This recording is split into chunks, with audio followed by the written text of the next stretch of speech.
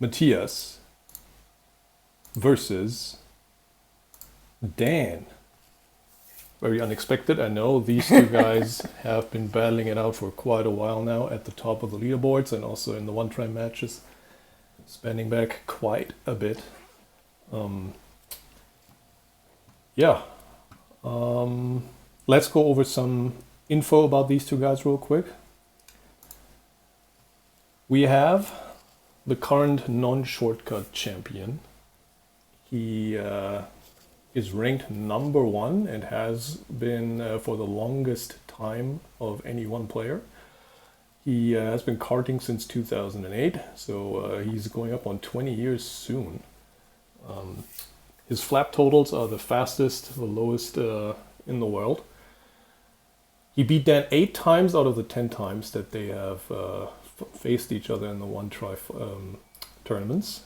He won 120 tracks of the 202 that they've played.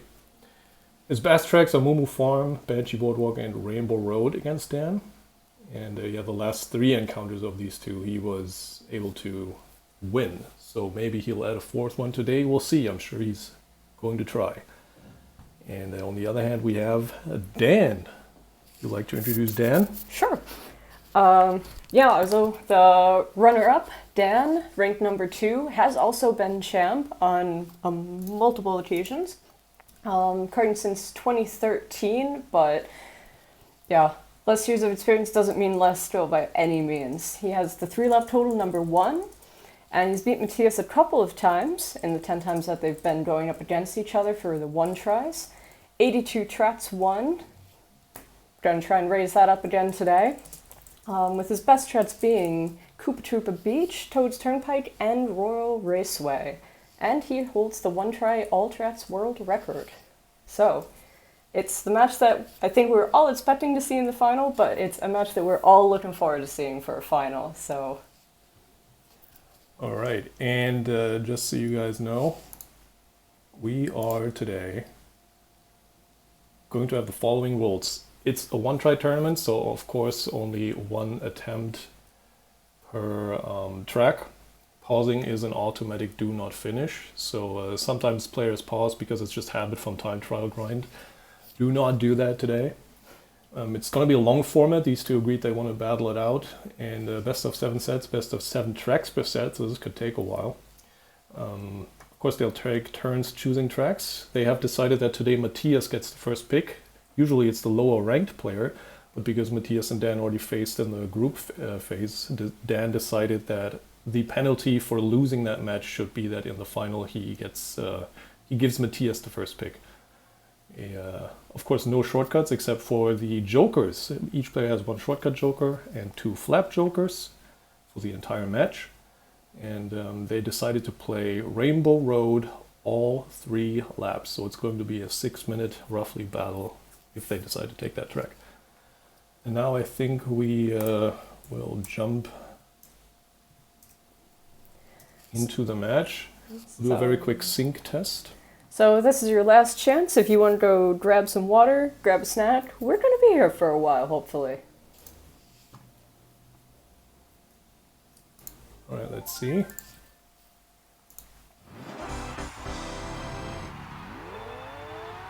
This is just a sync test for now.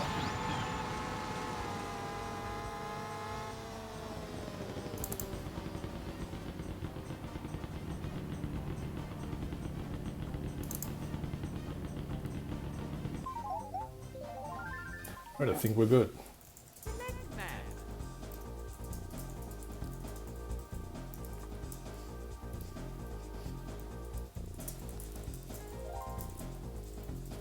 Yeah, this is definitely a match we want to make sure that we're synced up as close as possible, so...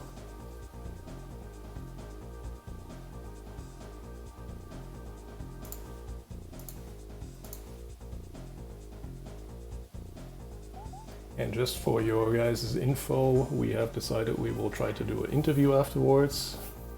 My first time doing something like that, but I hope we can ask these guys some questions. Alright, first track is going to be Bowser's Castle, picked by Matthias.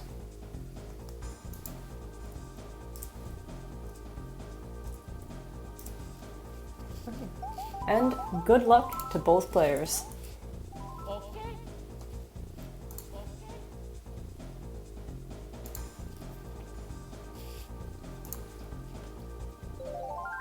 Right, they're pretty synced up. Dan playing without music, so we get both players' audio. We can hear which MT that they get or miss.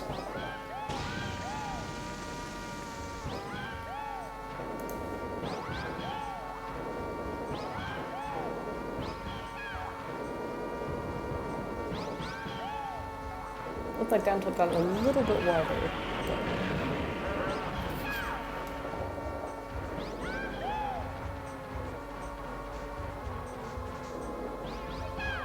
Hope the volume is good like that. Alright. Both very clean so far, seem to be neck and neck. It's good that they have two different characters, because otherwise it could just be almost the same footage.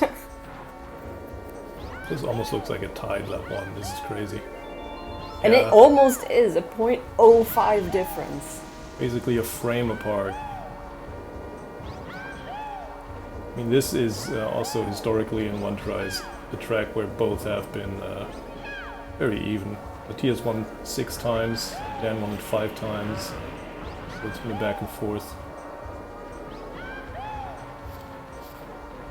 Anybody's game, really.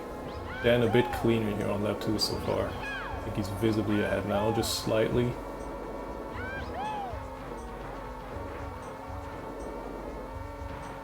I think Dan missed the MT there. I'm not sure if Matthias got it. I think both might have missed it. So that would be Dan extending his lead just a bit by 0.11. So he's 4 frames ahead now. I think both missed the same MT.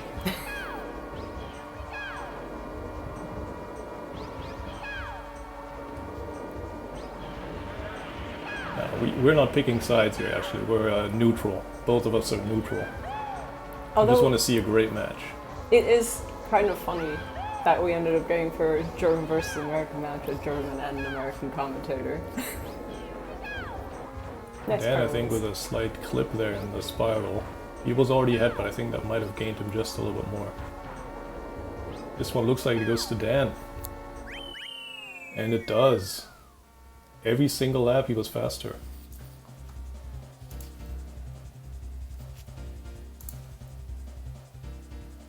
Very, very close though. This is... We're off to a great start. Right, next pick will be Dan's.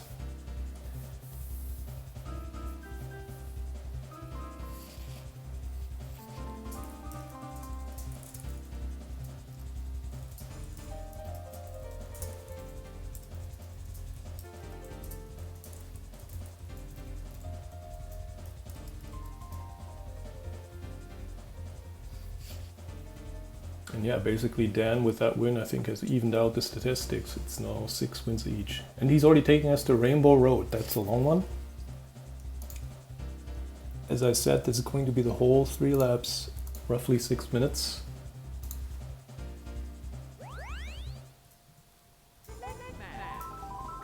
Historically more of a winning track for Matthias, but Dan's picking it, assumedly he's feeling confident here. I mean, he has every reason to, considering that he is holding the world record currently and is now like 0.7 ahead of Matthias's time. It's a very large lead. He's been bringing the record down in the summer. That is true. Nice of both getting a tran. I think their MT timing is slightly different because I think Matthias is slightly ahead, but he sounds like he's behind, which is...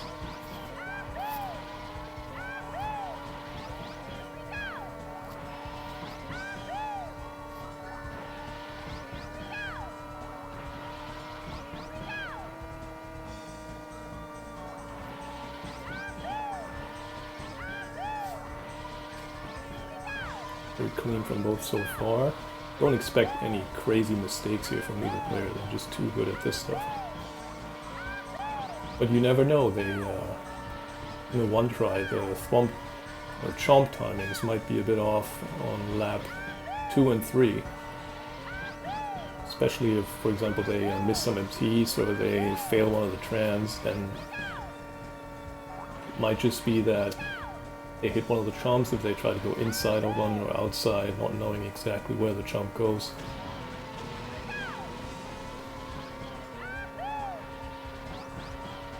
This is a long format match. As far as I know, we go the full distance, 7 sets, or best of 7 sets with best of 7 tracks in each set. So this could take a while.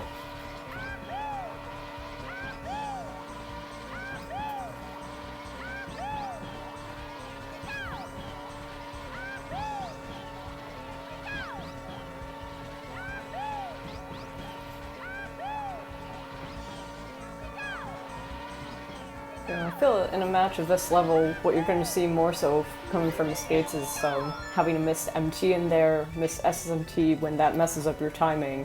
I think those are the mistakes you're way more likely to see in this kind of a match. Dan just slightly ahead after lap 1. Again, just a few hundreds. I think Matthias caught some air on the tram, but I'm not sure that cost him that much. I don't think Dan got a great tram either. Dan had a little bit of cart hopping there on the incline, it looked like, so that may have given Matthias a little bit of a chance.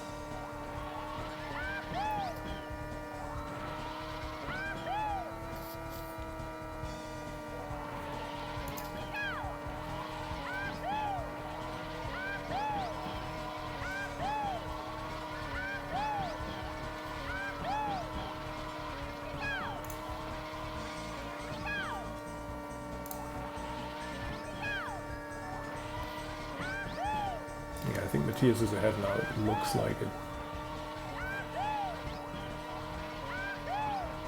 While we drive by the Yoshi star. Not that Yoshi star though. He's not floating in space, I hope. Hope not.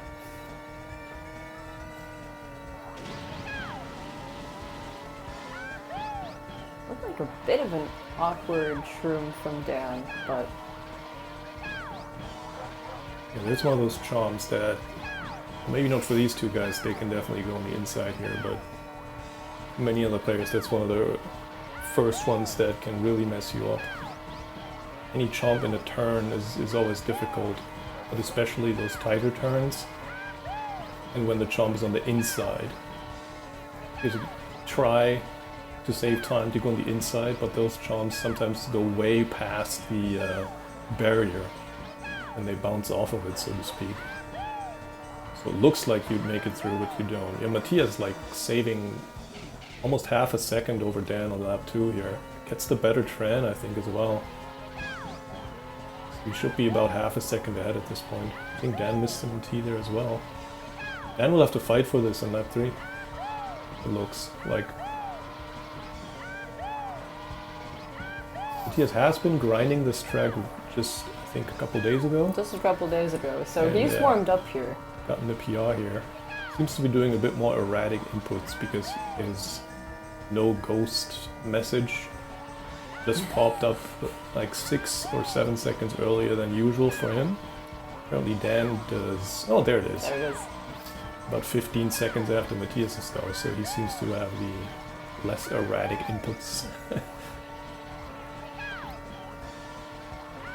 There's actually a challenge that players set where you try to get a sub 6-minute time on this track while being able to save the goals, which is difficult because you have to limit the amount of inputs that you do.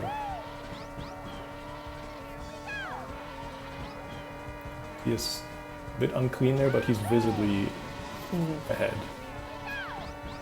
Cleaner shroom from Matthias, but both were... Dan's was also pretty good still.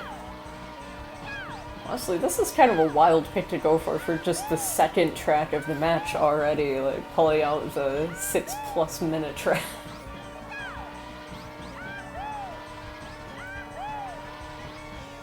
Dan often does pretty well on tracks like this. I'm not sure though what his current situation is. I think he had some controller issues and struggles to find a decent controller, so maybe that also plays a role, which would make this pick a little bit weird. Yeah, Matthias takes it with over a second to spare in the end. I think lap 3 really did it.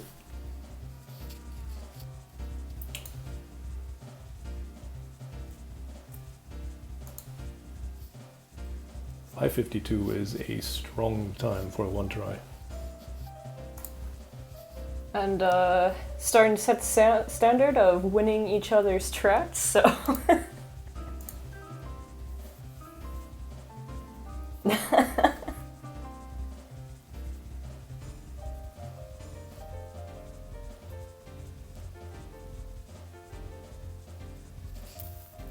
Alright, it's Matthias's pick again.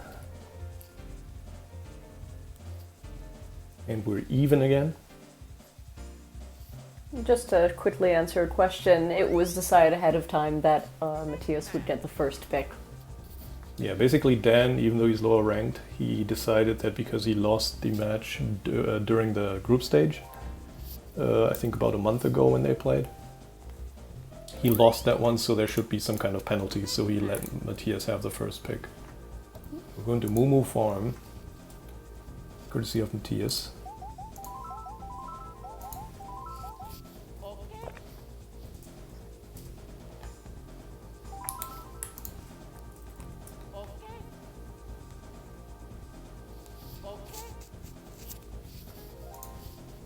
This is an interesting one. This is statistically one of, if not the strongest track Matthias has against Dan in one try. He won it 18 out of the 23 times they played it. I think very often Dan plays a bit too risky and hits them all. Or maybe Matthias is hoping for that.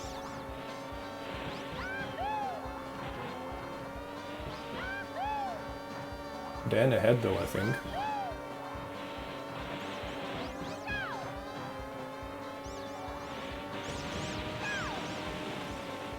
Both guys playing it a bit safer there in the mole patches. Dan 0.2 ahead after one lap. So Dan with the lead, and after lap 1 he technically has no reason to play too risky here now. Matthias is the one who has to maybe add some more risk. Especially if the lead stays like this until lap 3. And very clean there with both shrooms, I think. Extends the lead, 0.4 now, almost half a second.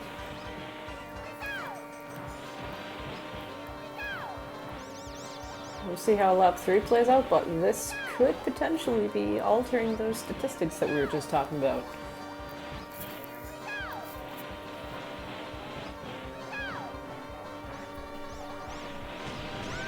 Both players make it through. I think this goes to Dan.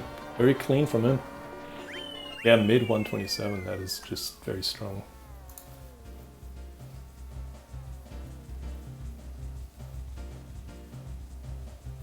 Honestly, I'm just gonna steal his words. Yeah, that was just a really clean Moo farm.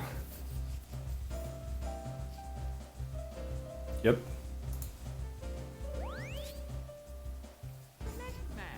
That time's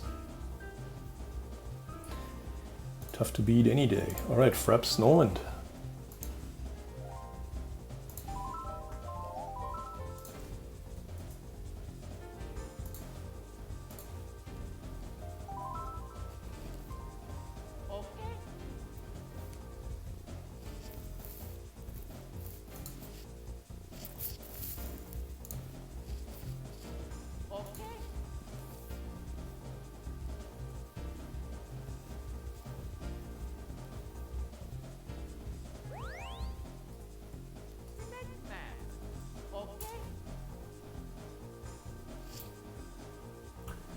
Alright, Fraps Noland. Again, another track where basically these two are even in the stats. Matthias one more win, but that's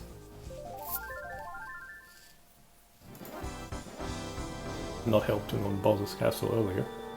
I think we need to do music.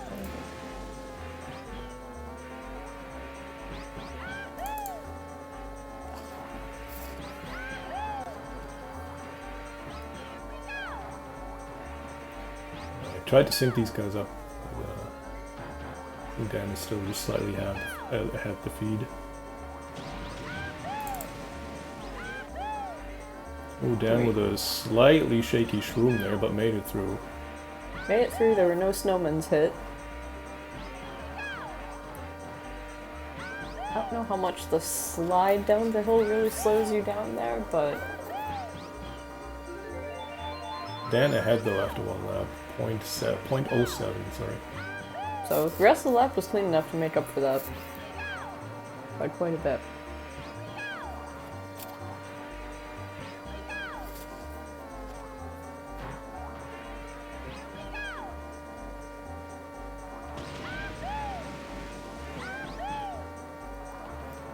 Pretty much an identical jump from both of them. Very nice shroom. Visually, I think it looks like Matthias gained a little bit, so maybe they're like pretty even now. Oh, he actually lost 0.02, so Dan is 0.09 ahead going to lap 3, which is almost nothing. Basically, neck and neck. Matthias will have to save those 0.09 somewhere. Or I hope that Dan's gonna lose 0.09. Or, not 0.09. I think he went for a slightly more aggressive jump there. Looks like it might have paid off. It does. This is going to be a very close one. He's a little bit ahead, so let's see. Coming into the final turn. Also don't know if the video feed is maybe not perfect. Oh, Dan actually gained time on lap 3 as well. So Dan takes it. He's 3-1 in tracks. But that's not the set yet, because we do best of 7. But that is then set point? No. This will be set point, yeah. This is If set Dan point, wins this okay. track, then that's his set. I can do math.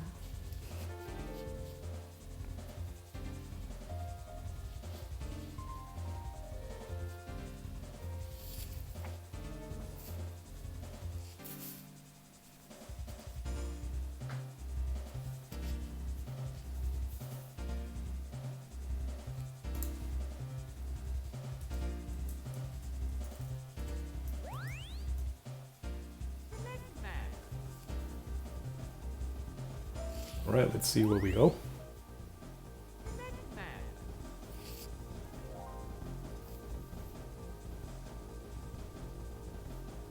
Yeah, Matthias would have to win 3 in a row now to take the set. 2 of which will be his pick if he manages to win Dan's pick. KTB. That is a somewhat unexpected pick from Matthias.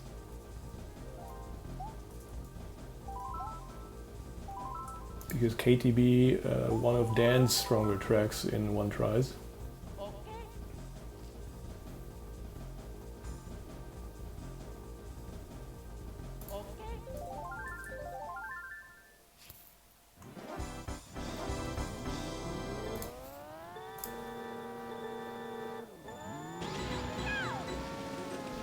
Alright, let's see.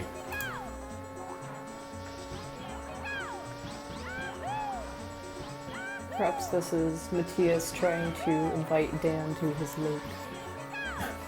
Yeah, Lake Rustemeyer, it's when you jump into the cave and you go through the floor and into the water. But that hasn't happened in quite a while. I think Matthias might have changed his approach to the ramp maybe a little bit, or it's just poor, well, I wouldn't say luck, I guess the opposite was bad luck. So Only a 0.02 difference.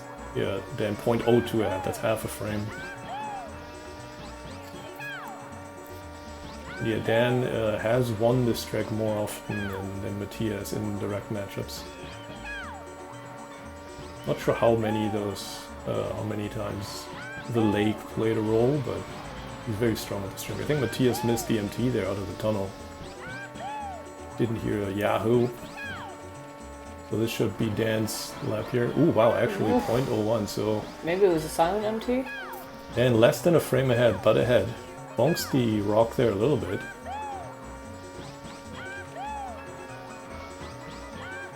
this level, it's just those tiny little mistakes can be the entire difference.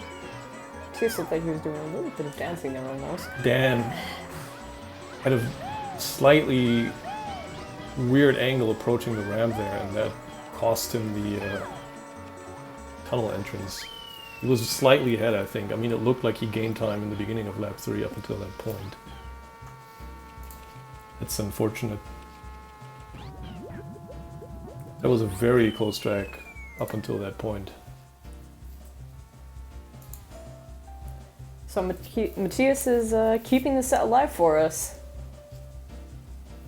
They wanted to play best of 7 and best of 7, and they're going to make sure that they give us as many tracks as possible, so can't complain about that.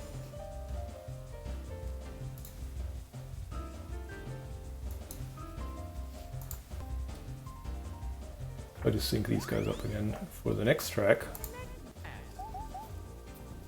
which is going to be Dan's pick.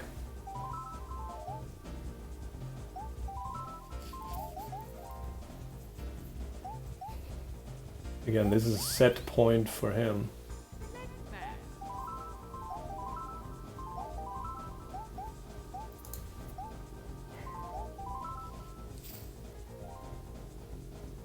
Royal Raceway.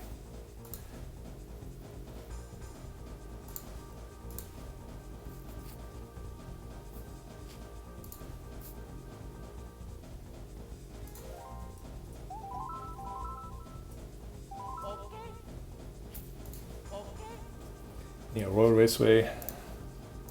It is one of Dan's stronger tracks. He manages to have a 8-to-8 win-loss ratio against Matthias here.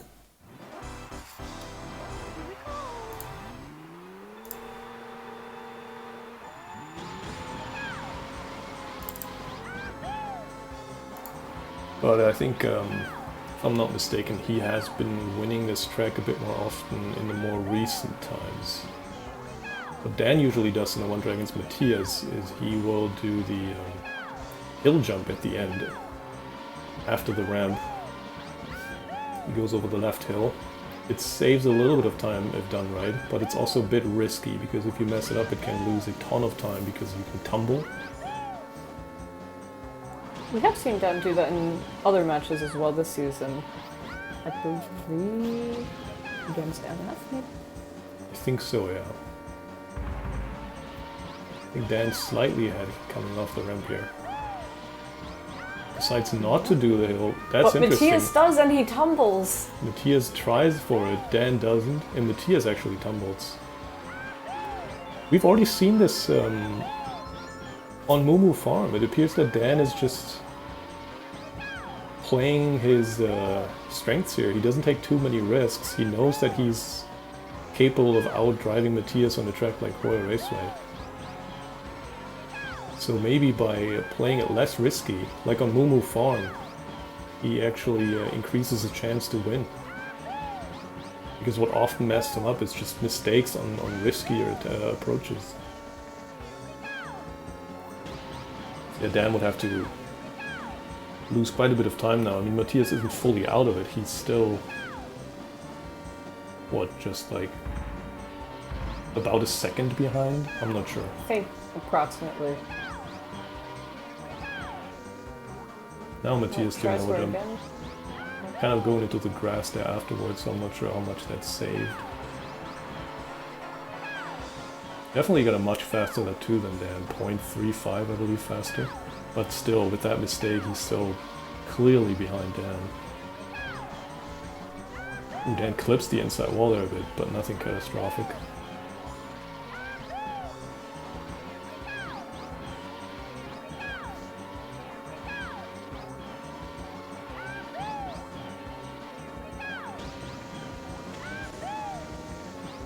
Decent room from Dan. Matthias had a really good one there. I mean, he has to push, but I think unless Dan... Ooh, Dan tumbles. Dances there a little bit, but still.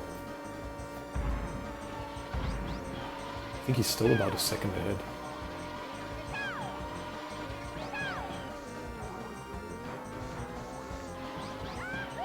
Yeah, I think that's set 1 for Dan.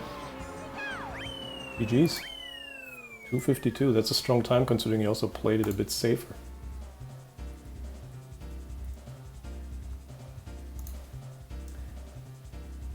And that looks to be set 1 going to Dan. Congrats. Last time these two played against each other, last month, Matthias won it, I think, 3-0 in the short format. Dan only took 1 track, so he definitely improved, which is great to see.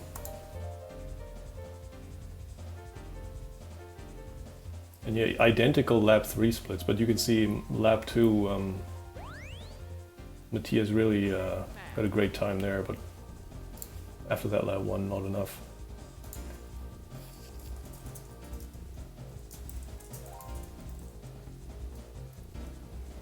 So that's going to bring us into the second set of this match, and Matthias is going to have first pick again.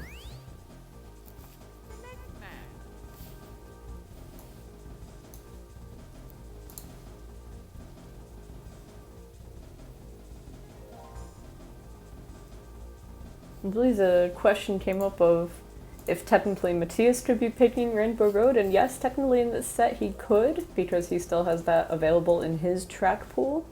I don't really expect to see that, personally, but theoretically he could pick it this set if he wanted to. It cannot be picked in the same set twice. Alright, Matthias takes us to Sherbet Land. Not a huge surprise to see that from Matthias. He's said on multiple occasions that it's one of his favorite tracks, and even though it's not a huge difference between wins and losses here, it's a difference of 3. 8 wins to Matthias, 5 wins to Dan. Matthias does have a higher win ratio on this one. All about those penguins, man.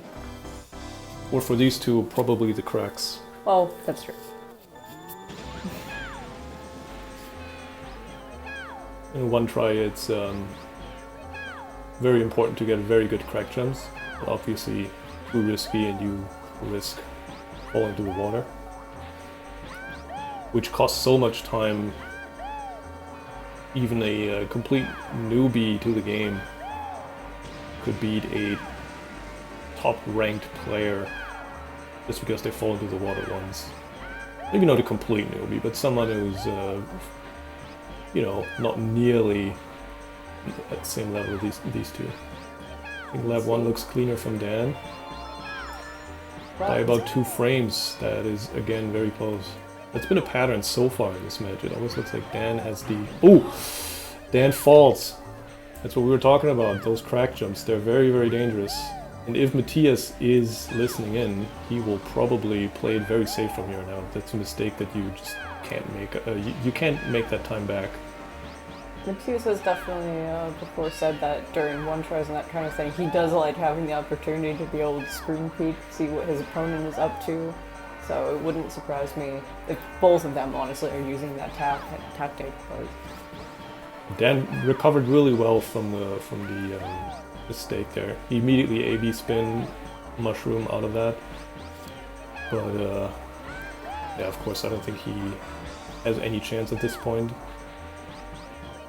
Matthias just needs to play this safe and clean and...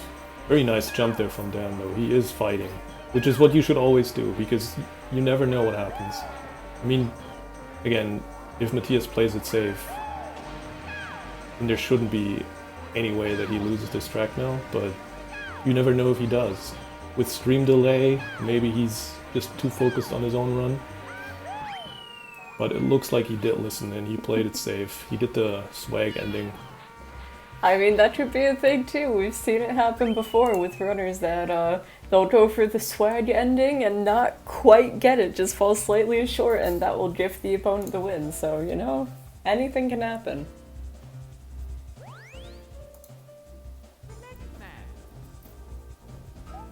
Yeah, very clean from Matthias. He did play it safe. Driving a 158 with those safe strats there, it's just crazy. I mean, that lap 1 was strong from both. With the exception of the jump being a little too aggressive from Dan, it was also very clean from Dan. We're going to Toad's Turnpike. That's one of Dan's stronger tracks, I believe.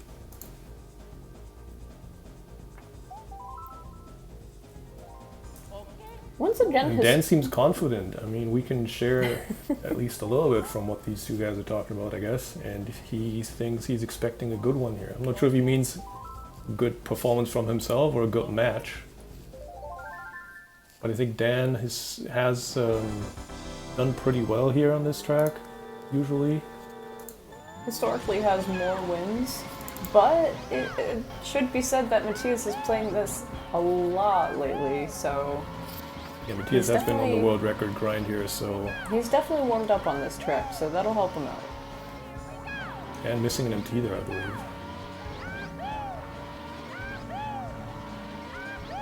The psychology aspect in a match like this is probably very crazy. I can only imagine that if you miss an MT early, you're going to be thinking about that missed MT for the rest of the run. You're trying to just push that little bit extra in the entire rest of the run, which can cause mistakes. So let's hope that Dan just forgets about that missed MT and just keeps driving here without putting too much pressure on himself. It's a long track, one missed MT doesn't have to mean anything. Misses another one there.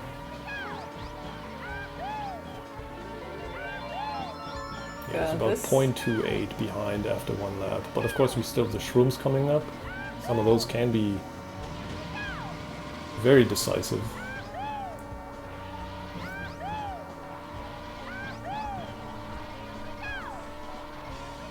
Yeah, that kind of pressure is definitely something for these two that they're really mostly going to feel during a match against each other. Because these two are so far ahead on the leaderboard, so far ahead of everybody else. Even though we've got some people climbing up, some people getting close, but when it comes to one-try matches, for these two, this is where the pressure really is. Different shroom spreads here. Matthias still has both his shrooms, Dan used one here. And I think Matthias with a really clean one here so far. I don't think he has missed any MTs yet.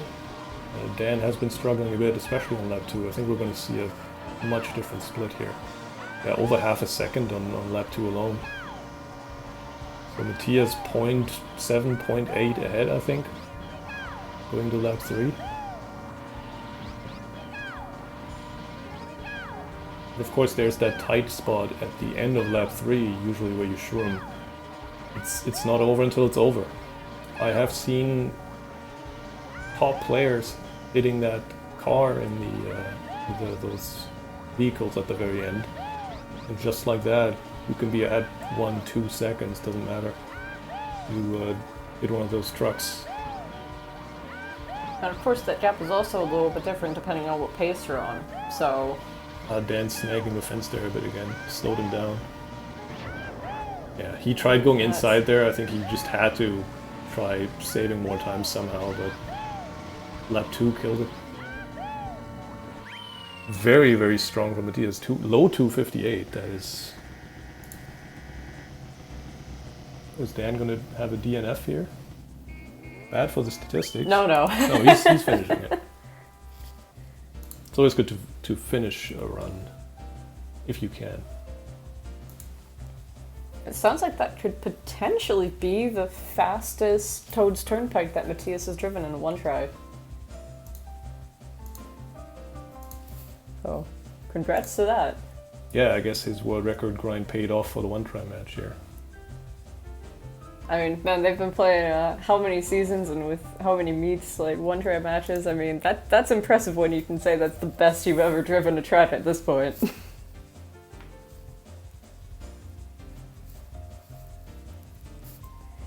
And yeah, those one-try matches, they never get boring because, you know, you have all these statistics and all these historic numbers leading up to this. And usually, as we said, Dan pretty good on this track and has won more often than not. But he picks it and Matthias wins it and drives one of the best times he's ever driven on that. So yeah, I think something similar happened on Rainbow Road where Dan picks this driving heavy long track and Matthias takes it. Right, we're going to Banshee Boardwalk. Matthias's pick, and probably one of the most unsurprising picks. The history books got quite a difference in terms of stats on this one, with Matthias winning this 15 times and Dan 3. But again, this is another one of Matthias' favorite tracks. It's all driving. There's no weird RNG or null tires or anything to ruin this track, so not driving it quite as soon as Dan did at the start there. It looked like an awkward little cart hop there, but still barely a noticeable difference between the two of them. Matthias' video feed is slightly ahead, so give me just a second. Making a commentary move here.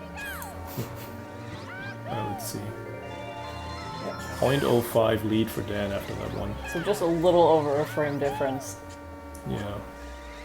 I think with Banshee though, what we've often seen in one tries between these two, at least as far as I can remember, is very often Dan has the faster lap 1, sometimes also lap 2. He's going into the later laps with a lead. But Dan very often, or not very often, but at least often enough that I can remember, messed up something on lap 3 or 2, often the bat house. The entrance to the bat house, I think I've seen him mess up multiple times, where he doesn't make it around the turn. So let's hope that he doesn't do that today. Oh, it's a tied lap 2! Identical lap 2, so You'd love to see it. see if Dan can hold on to his lead through lap 3 here. Not sure if he got that NT there. Yeah, this all comes down to who's going to be able to make up some time. Nice shroom there from Dan. Ooh, a little bit of a snag there from Matthias. Very nice bat house from Dan. I think he's in the lead.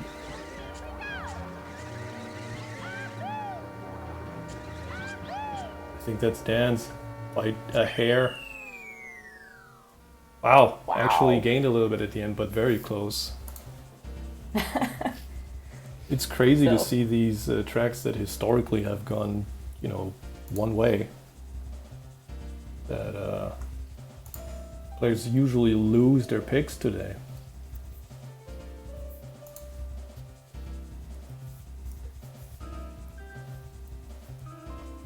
Alright, we're very quick to go to the next one.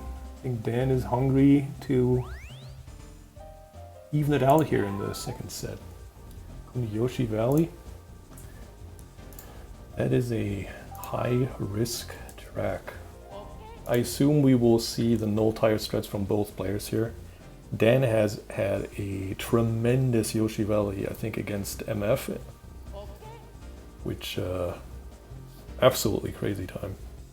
I think a 142, or was it even a 141? I'm not even sure at this point.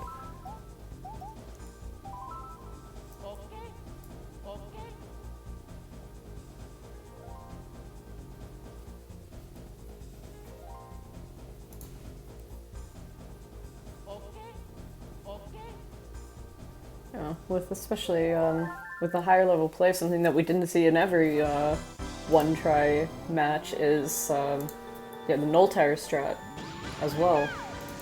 Making sure that you actually get that at the end cleanly, because if you mess that up, that can be quite the significant time loss. And a really, really rough start for Matthias there, going right into a spiny. I didn't quite catch what happened there. Yeah, he recovered very well. He spun out and kept going to the correct direction, so to speak, so he didn't lose a ton of time, but a spiny hit is a spiny hit. At this level, that is a tremendous time loss. Dan not quite getting the null tires there. He missed the first hop, so that will slow him down quite a bit. And yeah, with the null tire strats, the lap splits aren't always that reliable, because depending on how you, which null tire strats you get. Ooh, Dan very close to the spiny strat. Oh, Matthias hitting another one. That was really close though. That must have been like just on the hair of the hitbox there. Yeah, depending on how you get the null tire strats, you sometimes, so to speak, trade some time at the end of lap 1 for time at the end of lap, at the beginning of lap 2, or you know, the previous and the later lap. So sometimes it looks like a lap was slower but that's only because you gain more time going into the next lap. So, ooh, Dan hitting a spiny there. Oh, now. but Matthias hitting another one too, so that doesn't bring Matthias any time. Yeah. Dan almost got caught by the volcano there. That could have put Matthias back on track a little bit. But, yeah, I think that early spiny hit, that just basically makes the run spiral a little bit, because the spinies are on a fixed cycle here. But, yeah, so if you hit one, they're going to be in places where you really don't want them to be on the subsequent laps. Also, something to consider with different placement is the spinning egg as well. Yeah, that can be in your way if you get not so great times. Lap 1, Matthias's screen gave me a little bit of a heart attack seeing how close he got to that egg. It didn't look like he was going to make it. Yeah. Yeah, it can be unfortunate. I'm not sure exactly why he hit that spiny. Usually on lap 1, sometimes what happens is you slightly bonk a fence and it puts you way too far left. And then you can hit a spiny. But I, at that moment, was looking at Dan's screen, so... But, yeah.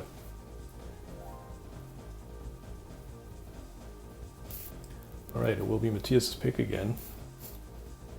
I think we're not yet at the point where either of these players will pick jokers. I'm not sure if either of them is particularly interested in playing a flap joker anyway. Well, more likely flap than shortcut, don't you think? Shortcut is, I think both have stronger and weaker shortcut tracks. But we are going to Wario Stadium.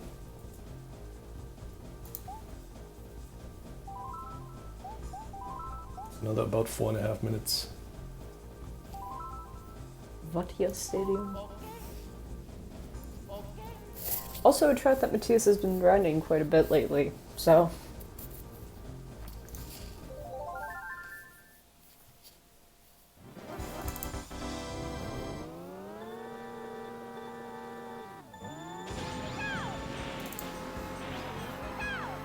Yeah, he has been grinding, he has been getting some success here, but... I think, was this the track where he was getting all the .01 improvements, or was that somewhere else? I don't think this was this one.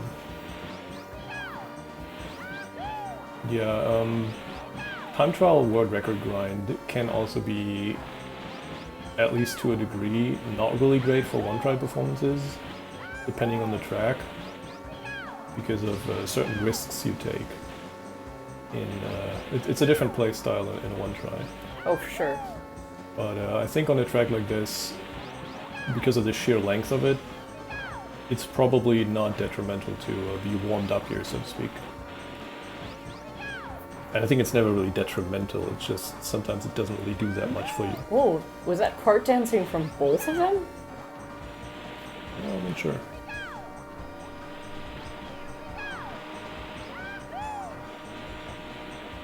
It's like Matthias is taking a bit tighter turns here in comparison, but it's still absolutely neck and neck. So far, Matthias has won the longer tracks in this match, Rainbow Road and Toad's Turnpike, Wario Stadium being almost square in the middle between those two. And he is ahead. Slightly ahead going into lap 2. What was it, .09 or something? That was a .09 difference, yep. Yeah, on a track like this, what can also make a big difference is so-called trans, named after the person who, I guess, discovered them, David Tran. It's when you stick to the to a downward slope, to a downhill slope, instead of flying over it. Like here, you usually with a shroom get airborne again on the second hill, so you just kind of fly. But it can happen that your cart sticks to the ground, and that basically gives you a speed boost because you take that downward hill, the downward slope, and it speeds you up. And that can happen in multiple places here. There's two bigger potential trans, one at the very beginning of the lap, which can save quite a bit of time, and on the big hill, and the other one during the mushroom. But there's also a bunch of mini trans on very small hills. Very clean lap from both. I expect this to be an almost even split again. They look neck and neck. I think Dan's lap 2 might have been just a hair faster. I'm not sure. I feel like every time looking between the two of them Yeah. going on those turns that... Yeah, just Oh, a hair just a hair faster, faster. 0.03. So they're 0.06 apart going into lap 3. That's insane. Matthias just a bit ahead. No big trans for either player. Nope. But honestly, that kind of makes it a little bit more exciting to watch. There's all sorts of stuff that you can get here with trans or wall flips, and honestly, when you have a track like this with these two players, it's kind of nicer to see a race where they're not getting those. Yeah. The mushroom here definitely being one of the most difficult and most risky things in a one try. Mm-hmm. You have very little time to set that angle up for the mushroom, so to speak. If you get it just slightly wrong and go too tight, you will tumble off the inside wall and come to a full stop. If you go too wide, that loses a ton of time. So it's a very precise, well, almost a trick, but yeah, mechanic, I guess. Let's see if Dan will be able to save time on lap 3. It looks like Matthias actually gained some lead here on lap 3. Yep, I think that he had a very clean flip-flop and just driving overall. Oh, Bonks the wall there, bonks the that wall could there. actually cost a bit, but I think he's still ahead. Making it interesting for us. It's going to be close. Well, Matthias takes it, I think. We're 2081, yeah. So 0.2 difference. Man, what a match so far. This is crazy how often they go into lap 3 being virtually tied. It is very difficult as a commentator to even determine who's ahead or who's behind. It's like you look left and right on the screen. It's like, honestly, it looks identical. Sometimes you think, oh, he's a frame or two ahead, and the other. It's crazy. 420 though, that's a very very strong time. 2 laps in the 126 range for both of them. Yeah, 126.75 last lap, and that with that mistake at the end there where you bonked it to the wall. I don't think it cost him that much, but still.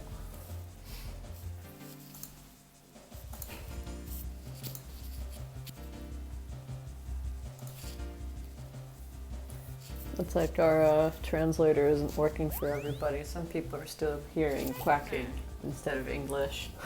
You just gotta check your settings, PhD. Ooh, heading for an exciting track. Dan is taking us to Calamari Desert. Okay. KD.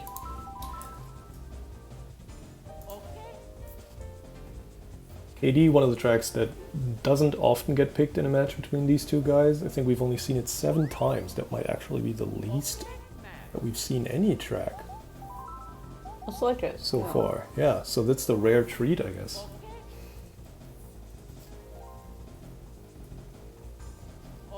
So, And worth pointing out that it is set point to Matthias. yeah, set point to Matthias this time. If he wins this track, he takes the set, and we're all even again. Also in the number of tracks won, because in match one, set 1, Dan won 42 tracks, I believe. Alright, we expect from both players here the 0-1-2 strat, I believe. And of course the hill hops. Interesting that even though there was a bit of a bump there from Dan, that it looks like that really made very little impact. Yeah, I don't fully understand. Oh, actually, sorry, it's 1-0-2 is probably their strat. I don't understand the hill hops well enough to really be able to tell what's good and what's not, but you definitely gain a lot from the null tires at the end. You want to get a pretty high jump off of the last. Oh, I'm not sure what to call it, but it's like a 0.11 difference. 0.11. Dan ahead or No, Matthias ahead, but just a bit, yeah. So I guess maybe that did make a little bit of an impact. That looked like Dan got the cleaner hill hops here in lap 2. He looks visibly ahead now. Yeah, well, Matthias also just had a little bit of trouble with some MTs, so... Or SSMTs. Oh. I also see that Dan's desert just looks a little bit more Mexican.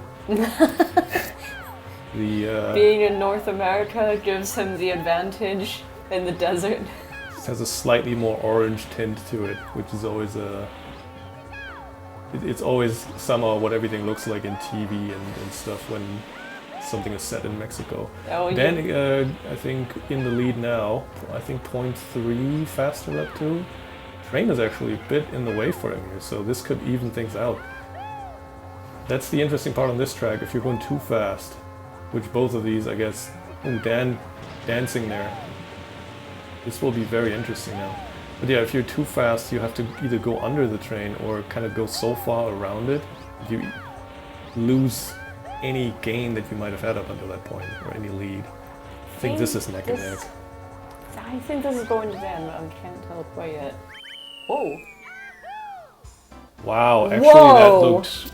I'm not sure if there might have been lag from the train that made the difference here, because I'm pretty sure they were almost synced at the start, and in the end, Matthias took it by quite a bit actually, by 0.27.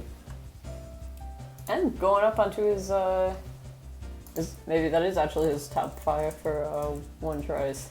If that's the case, then...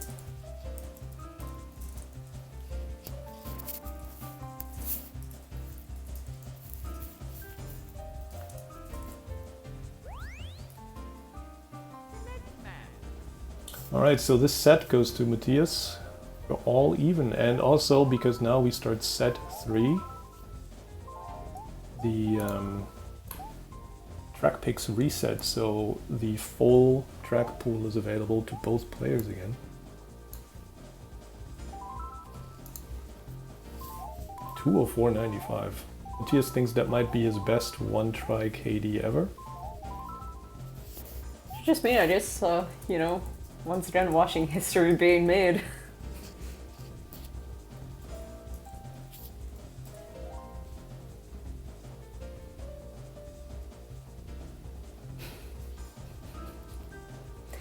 And we are going back to KTB. Looks like Dan's wanting to get a better result this time. Yeah, I don't think he can let that missed ramp stand. Understandable. He said that he starts every warm-up session for one tries with KTB, so...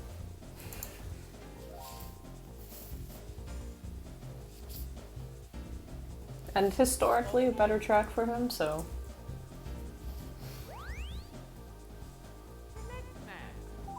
Alrighty.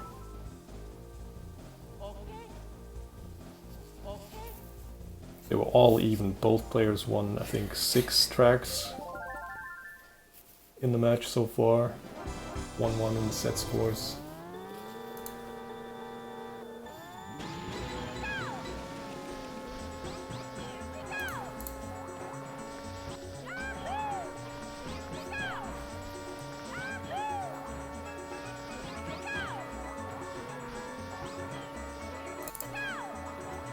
Right, I tried to sync them up again. A little bit out of sync this time. Let's see the ramps. Dan hitting the wall there of the inside the tunnel, but he did get in. I think Matthias also looked a bit dangerous on the inside wall there going into the tunnel. Dan with a very slightly 0.06 going to lap 2. We've seen this before. I think I actually accidentally hit the replay button. I guess we'll see lap 3 now. We're hoping for a different outcome, at least regarding the ramp.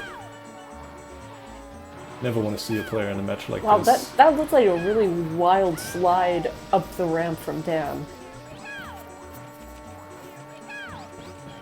I don't know, watching that, somehow that didn't seem like that was gonna work. He's part dancing though, going into lap 2, or lap 3, sorry.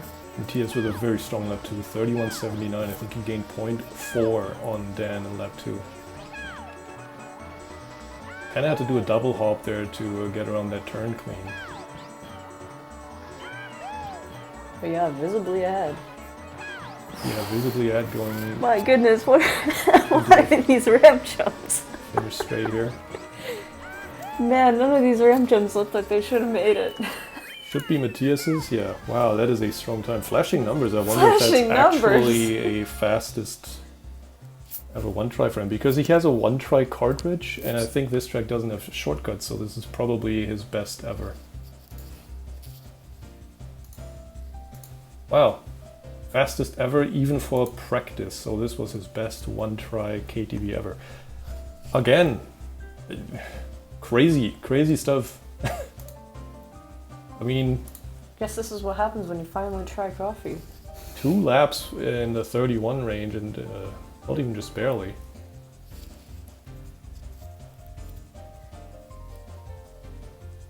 We've also seen this before already, that Dan picks a track that he's strong at and Matthias gets the best ever time. But at least no crash from Dan this time. I'm not sure if his time here would have maybe won the first time we've seen this track today. Oh, I wasn't quite paying attention for a second. We're going to Sherbet Land. I can only assume that Dan does not want to repeat the mistake he did earlier. Especially not that early on. Because if you do it early on, you give your opponent the chance to play it safe. If you do it later, then with stream delay and all these kind of things, your opponent might be unaware of your mistake and still make a mistake of their own.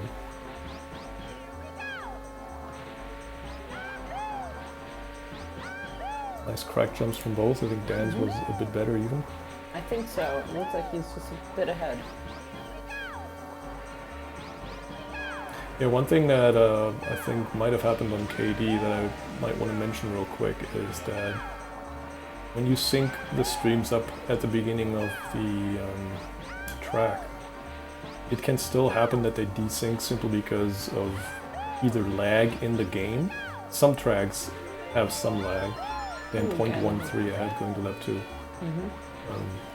So because of in-game lag, or of course it can also happen that for some reason the stream just lags for a second or like a couple of frames or something. I mean, the KD train lag is very well known. Yeah, Sherbet Land, not a track where you should see any lag, but... Which is crazy considering the size of those penguins. And looks to be visibly ahead still. Gained a bit more time on lap 2, so... Dances here though, that could cost him the lead. I think we're pretty even now, even though I think he's still very slightly ahead. Missed an MT there by the Penguins. I think the lead might have just barely shifted. Very hard to tell, but I think Matthias fired his shroom just a bit earlier. I think he's very slightly ahead. Bumped against the cave though. This is gonna be so close. Ooh, Matthias having to jump over the... But he still takes it! What wow! a race. Having to jump over the crack there at the end. That was quite the long jump there.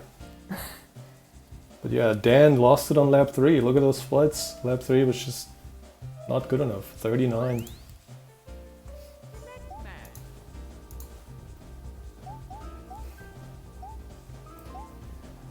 Okay. Alright, dishing out a new track. We're going to be going to Mario Raceway. Dan takes us there. He's very eager to go there apparently. That was very quick.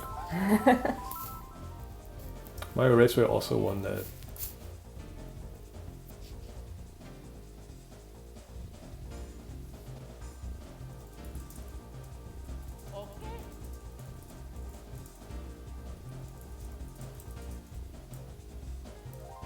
No, I'm not going to say anything here.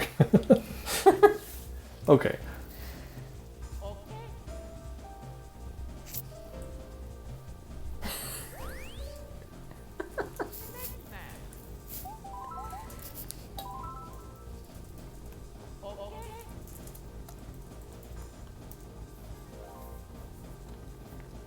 All right.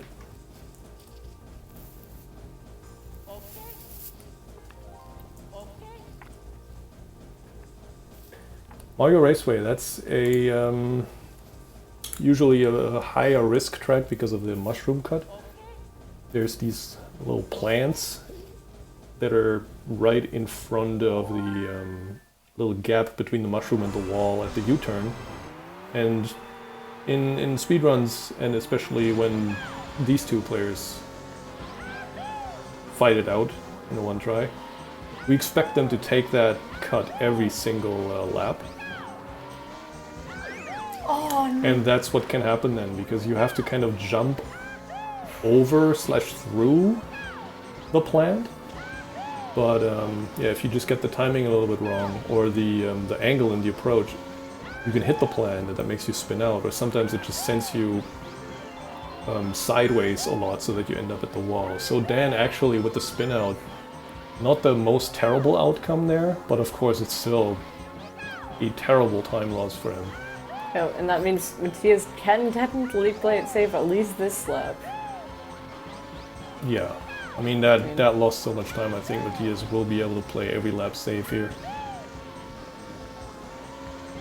Actually just had a short exchange between the two in the Discord chat we're in, because both of these players are stream peeking, or screen peeking if you will.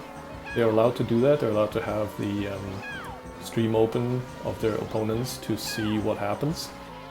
And yeah, it very much appears that Matthias is watching Dan's stream and vice versa, because Matthias is playing it safe after that mistake from Dan. I mean, honestly, especially if you're playing against someone who's at your own level, regardless what level that is, it's just a smart strategy to do. Yeah, if you're allowed to do that, of course. Yeah, if you're allowed to do it. If you're not allowed to do it, don't.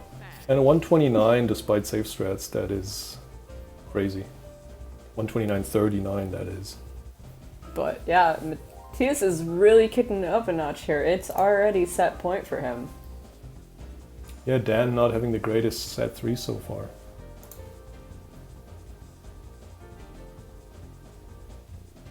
Often leading into lap 3, I think, but then making these mistakes. I think KTV he was leading going into lap 3. Sherloland he was leading. Now Mario Raceway, of course, the mistake. And we're going to see what Moo Moo Farm brings us. If this is going to be it for this set, or if Dan keeps it alive a little bit.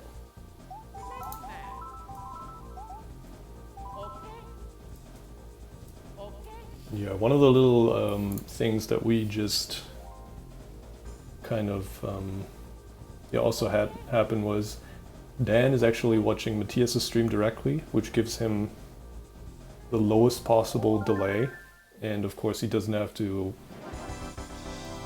listen to me and Marvel talk, so he can just focus on whatever Matthias is doing. And Matthias apparently had our stream, the commentary stream open, which adds extra stream delay. So he was not always aware of mistakes that Dan had made during a lap up until much later. I think he changed his approach now. Oh, and Dan hitting a mole. He took it riskier and did not pay off. On lap 1. So we might already see Matthias be aware of this very soon, and him playing it, so to speak, safe on Moo Moo Farm. He never really plays it too risky, as far as I know. He never goes over mole patches, but still some of those shrooms, the timing. Oh, he actually goes around this entire patch here. That's not typical for him, I think, but he can definitely afford it. Dan hitting another mole now. Yep. Just as we mentioned that. But yeah, Matthias definitely aware of these mistakes, and yeah, but it means that Dan has to play super aggressively, even have a bit of a chance. Yeah. I mean, at this point, it's pretty much a decided match. Matthias actually not playing it super duper safe on lap 3, but also not risky. Just but, you know... Well, that was a quick one. We have a 1, 2021. Set is definitely a big confidence booster for Matthias, and for Dan, it's just one of those moments you just gotta brush it off, forget that it happened, just keep going, keep fighting. And he's eager to get out of this set into the next one. We're going to Yoshi Valley. If I can find it. There it is. How long have you been playing this game? Do you know the order of the tracks yet?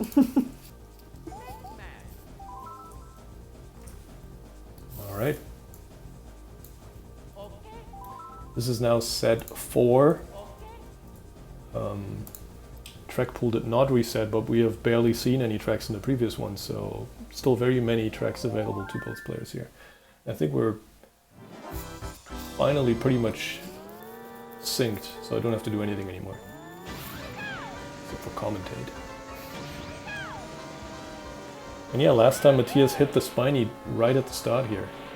Avoids it this time, so let's... Ooh, gets a very unfavorable bonk with bounce there. That can really cost you time because it avoids you really charging on T. It also just gives you a worse line, and that definitely cost Matthias quite a bit of time because of the missed MT, or I guess missed MT after that bounce. That being said, significantly closer to lap 1s this time around.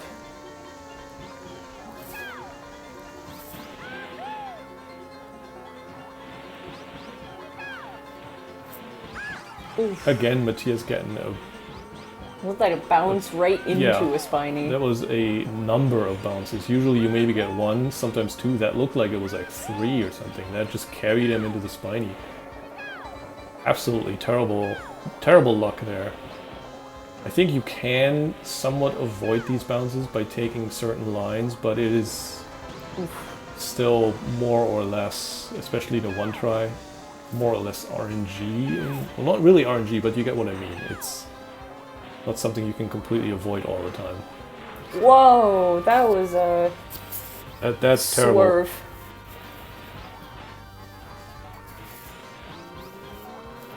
I think that's also one of the costlier faults because it's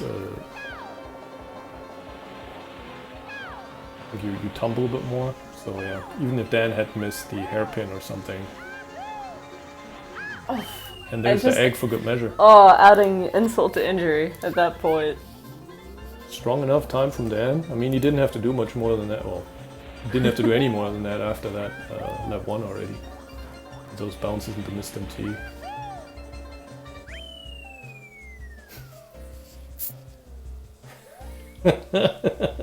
Sorry.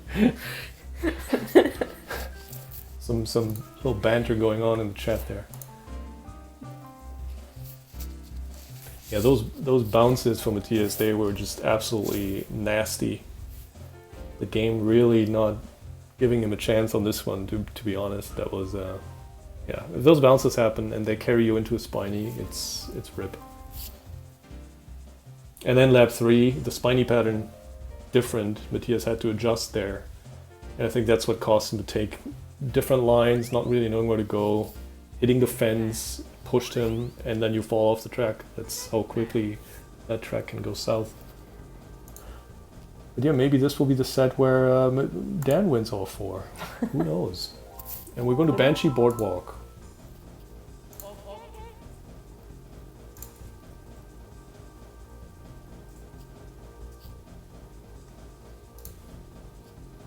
I hope that worked with this one. Oh, that message is loaded weirdly.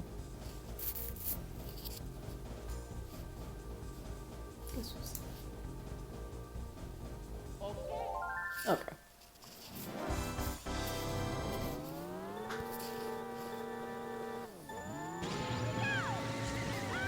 Alright, this is second time we see this track today. Actually, I don't remember who won this. It must have been a close one. I do believe that Dan actually won this, didn't he? I think so. And it is crazy that you... I mean, they're all so close. I mean, I remember the ones where something big happened. But yeah, I think Dan took it. He, I think, had faster laps on every single lap.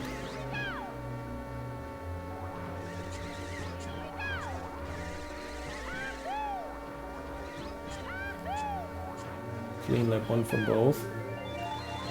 Matthias Yep. 0.08 ahead, 2 frames. It's not often, I think. Usually, I think Dan has the faster lap 1 on this track. I think I mentioned that earlier already. At least from my memory. I think Matthias just isn't willing to let it stand that Dan won this one. He needs to take his track back. The shrooms on Dan here. I'm definitely watching Dan screen more on this. But that was a very, very nice shroom.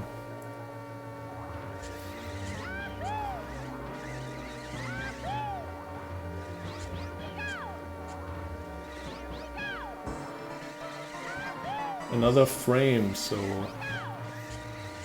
I think Matthias is 3 frames ahead going to lap 3, which is basically nothing.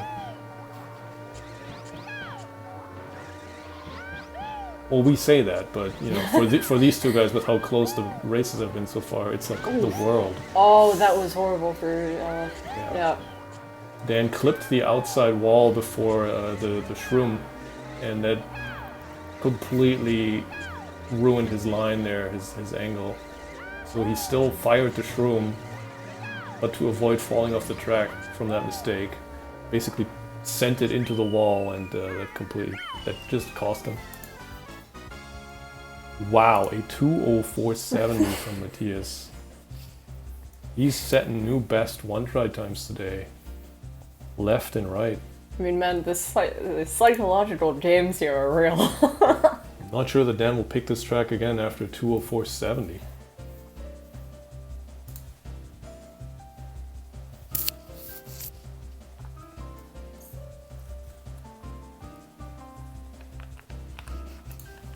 That track was too hot for Dan, so he's taking us into the cold Frapsnoland.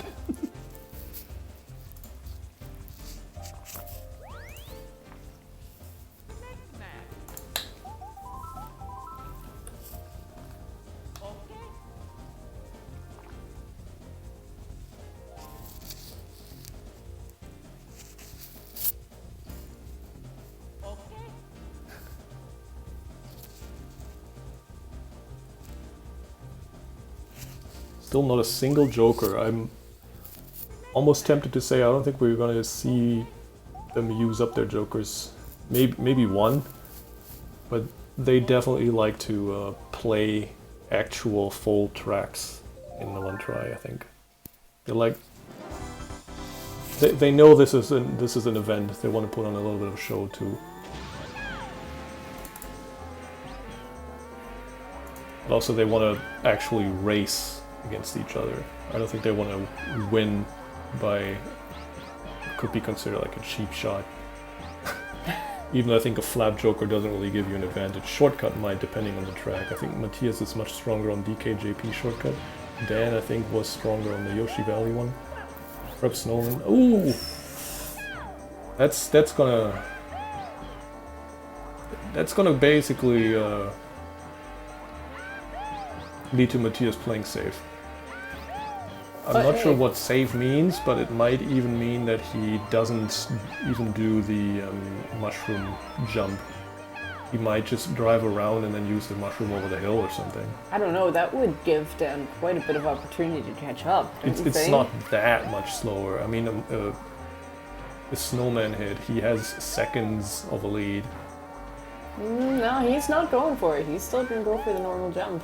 Yeah, played it much safer, but that caused him to almost hit one of the snowmen back there. I'm not sure if that was such a smart decision. That looked like he tried to do a safer jump. Not taking the turn as tight, not going quite so far up the hill.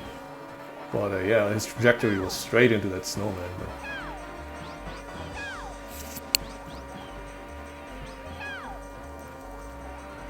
We'll see. He definitely has enough of a lead now. I'm almost surprised that Dan didn't decide to go for that shortcut, so to speak, jump.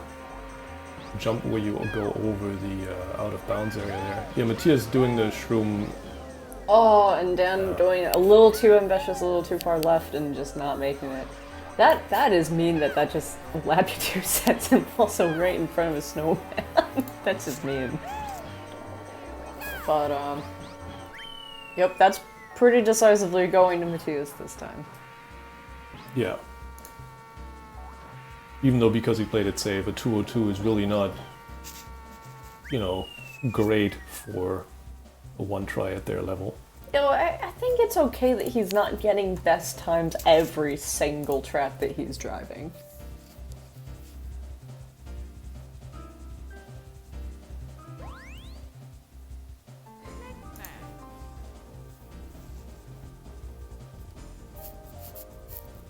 Am I correct in saying the only place you really want to see bounces in this game is Royal Raceway Flap? I think that's where you want to see a bounce, and pretty much large nowhere bounce. else. That's where you want them. If you can just save all of the small bounces and condense them into one large bounce. Sure they would if they could.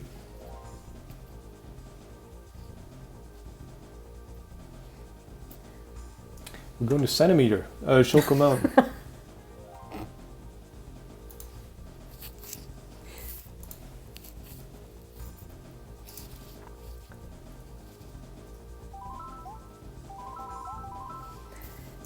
Which is also a first for this match. Yep, haven't seen this one today yet. Pretty 50-50 historically. Matthias with one more win compared.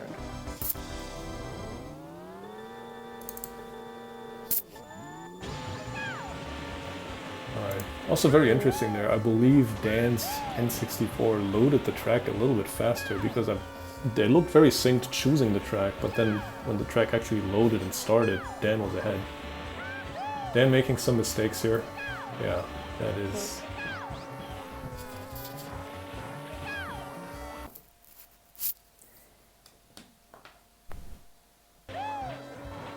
Sorry, lost audio there for a second.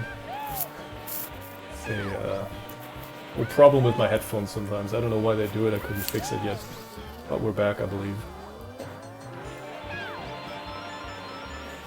Yeah, over half a second gain lead for Matthias, but I think different shroom strats, so... They do different shrooms. It looks like Dan doesn't use any shrooms at all lap 1, and Yeah, then doesn't. uses 2 at the start of lap 2, so... But regardless, still, Matthias a bit ahead. Yeah, Shoko Mountain is one of those tracks where there's a very decent shroom spot at the very beginning of the lap, but on lap 1, of course, you use your start boost to do that. So you basically have an extra shroom to use somewhere else, and there's just not really a like best spot to use it, so to speak. So there's different shroom strats, and both of these players also in world record grinds use different shroom strats. Matthias definitely ahead. I think lap 1 was just too many mistakes from Dan. Bounce into the wall here and there. Just small mistakes add up over time.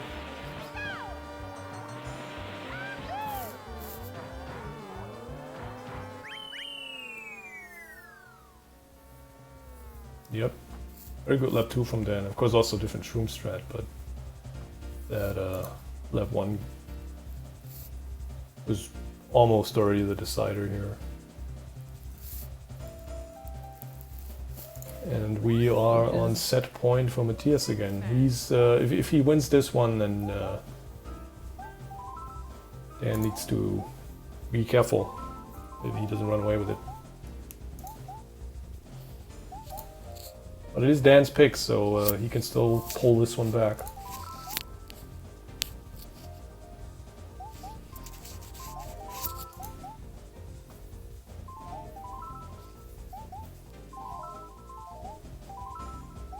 Looks like Dan can't quite decide. Are we going to Royal Raceway?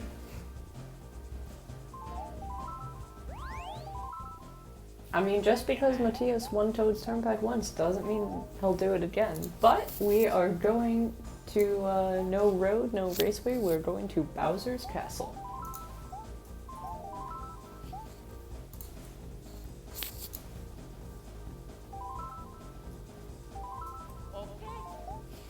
Which implies that Bowser's royalty. I mean, he is the king of the Koopas. We knew he's royalty. But he doesn't wear a crown. He doesn't have to. Look at him.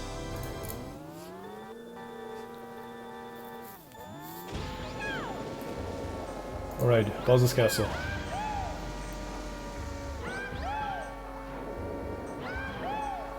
I'm not sure what went on there. I think Dan accidentally turned his music back on, which is usually something that won't happen to a player, because most players, I would argue, hold their controller like, you know, the middle prong in the left hand and then the right prong in the right hand, so you can actually reach the control stick and the Z button.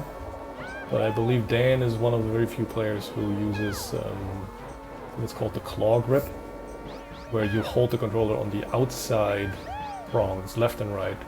You kind of stretch your thumb to reach the control stick. You can't reach the Z button, but you can actually use shrooms here. Oh, very close, not one. You can use shrooms by pressing C down, I believe. Some players do that.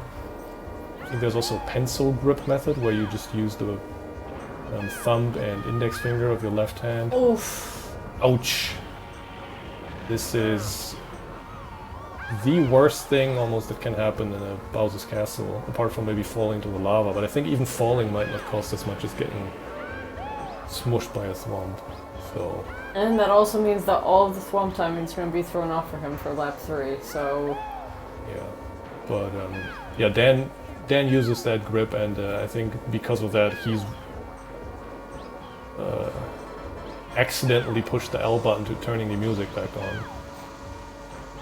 But yeah, we already determined that these two guys are screen peeking, so Dan will play it very safe here, probably, in knowing that Matthias made these mistakes. Yeah, he's going around these turns very safe. He's holding those drifts longer. He makes sure that he doesn't get any thwomps in his face, that he doesn't fall into the lava of any bridge.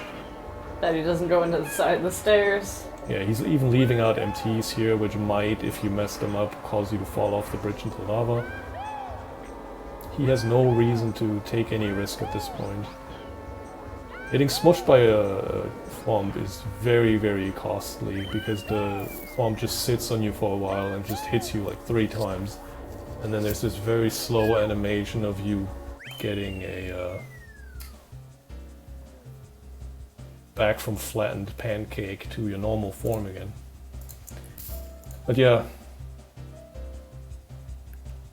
I will say it is a little bit, at least my personal opinion, it's always a little bit sad when a mistake happens and the other player is screen peeking and then plays it absolutely safe.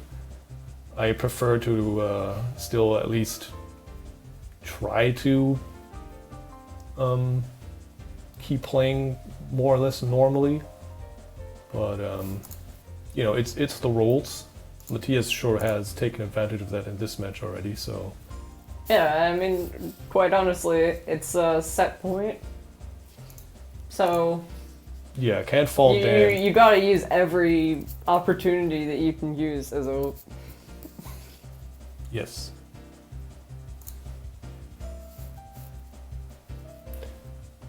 Alright.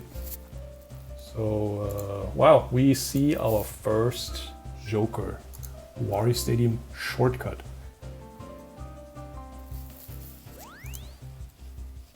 I think that's the only shortcut Joker Matthias has. Using a shortcut Joker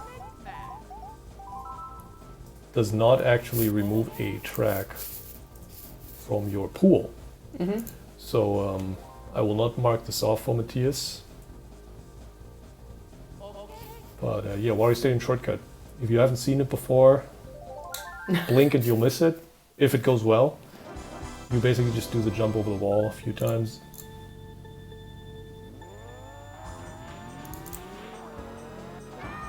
Oof. Dan getting that first jump right away, Matthias taking a tumble. So that is putting Dan in the lead right now. Dan with a very good lap one. That looked insanely close from Matthias, my goodness. Both pretty much tied now. Oh, Matthias takes the lead. Very good lap two. Yeah, these walls, you can do everything right, but you can get what I believe is called zero framed, which makes you tumble. This is so And, close. as I said, I believe you can't really control that. Sometimes it just happens. Looks like Matthias takes Oh, it. Matthias saves it. Oh my god, that was so close though. Wow, what a close match here. Alright. Everyone's welcome to their own opinions. This is absolutely the craziest shortcut to watch, I feel. Just because it is a blink and you miss it kind of shortcut.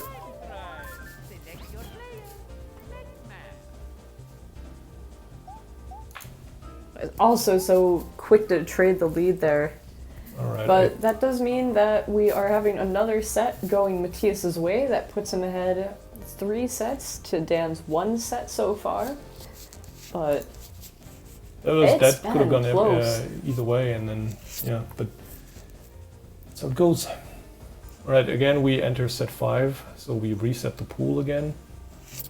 That was a crazy one. That it's always interesting to a Warrior Stadium shortcut because it can go either way.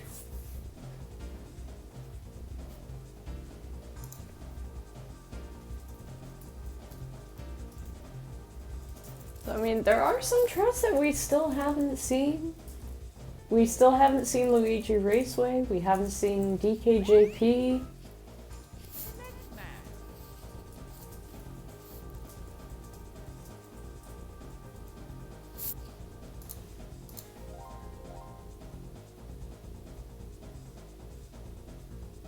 And we're going back a 3rd time to Yoshi Valley, so...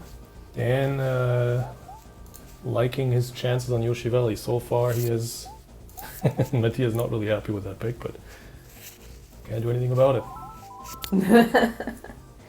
Hey, 3rd try's the charm, right? That's how the old saying goes. But yeah, first time we've seen this track today, Matthias hit a spiny immediately on lap 1, which put Dan in a great position to take that track. Because it's, you know, he's aware of that. He doesn't have to play super risky anymore.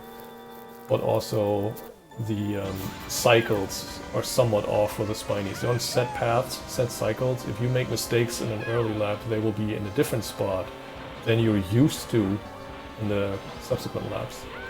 Yeah, the second time we've seen this track, Matthias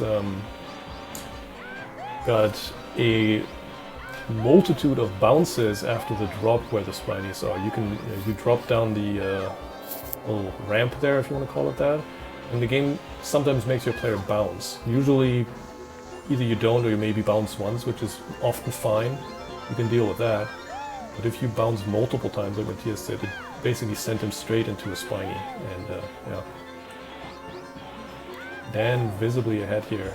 Matthias, yeah, was a bit too slow on that one, so he couldn't go inside of that spiny. Dan, though, got caught by the volcano, so we do have a race on our hands. This is very interesting, both messing up bad at that section. Matthias not thinking the egg would go quite that far. But it did. Dan, though, with a terrible null tire section here. Completely missed the jump in the beginning there. And decides to play it safe here on lap 3. He has quite the lead. Matthias can't quite capitalize. Oh, it's not over till it's over. Dan gets the hairpin. This should be another one for Dan. Yoshi Valley is not Matthias' friend today. That egg, though, forced Dan to really roll around there. But hey, that was definitely a much more fun Yoshi Valley to watch. You know, I have to say this. These Yoshi Valleys today have mostly been terrible. These are times that even a scrub like me could beat in a one try. Alright. We all know that Yoshi Valley is also your go-to pick, but... It's usually a fun one because it adds excitement, because you never know what goes wrong.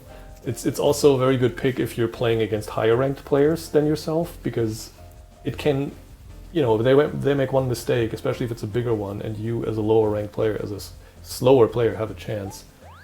But in a match between two so evenly matched players like these two guys are, it's not my favorite to watch. No. Okay. Simply because, you know, there's often mistakes, and then it's not really a race anymore if you see one of the players play it safe afterwards. Which is why, again, I'm not a great fan of the screen peeking in this instance, but... Alright, we're just gonna repeat set 4. That sounds good to me. We're going back to Banshee Boardwalk. These players have better memory than me. I didn't know that that's exactly how the last one started. Even though we do take notes, so I can see that. We literally have the notes right in front of us.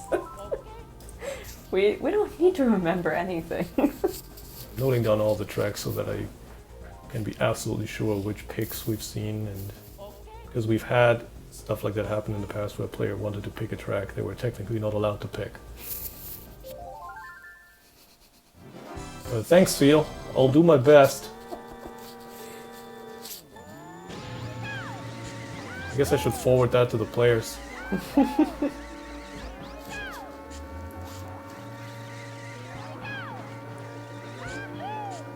Yeah, Banshee. I think we've seen it already that Dan was faster on the first time we played this than last time. In the last set, Matthias was faster, I think, going into lap 3, and then Dan had a catastrophic mistake happen right before the shroom. This time it looks like Matthias is visibly faster in lap 1. He had a very smooth start to his lap, so... I think he missed something there and went wide. Yeah. Up until that point, it was very strong, and his actually his last time, Still 0.1 ahead. yeah, 42 from both. But yeah, last time, just a few minutes ago when they played this track, Matthias got a new best ever one-try time. I don't think he's going to be able to repeat this, or, you know, improve that time even further after this lap 1. But I don't think he will have to, as long as... It's just smooth from both players. A very smooth lap 2 from both. I definitely expect 41 7x or 8x here from both. You were saying? 41 5 from both. This is crazy. That was doubter talk before. I think Dan struggled there a little bit after that turn, I'm not sure. It seemed to have lost him a little bit of time. Also getting the bounce does not help. Yeah, you really want to avoid that bounce, because then you can fire the shroom Earlier. immediately, which puts you at a better in a better line around the turn. If you have to delay your shroom because of the bounce, you kind of have that shroom for too long around the turn. Matthias taking this one. Not a new best time, but still the 204? No, just barely missed it. And what a lap 3 there, 41.45. No large mistakes from either player. It's just a nice, clean race. Man, Yeah. this is hard to commentate. It's just boring commentary when we have nothing else to say other than they're doing well. Alright, we don't have a repeat of the last set. We're actually going to Royal Raceway now. Last set, if you remember, Fraps Noland.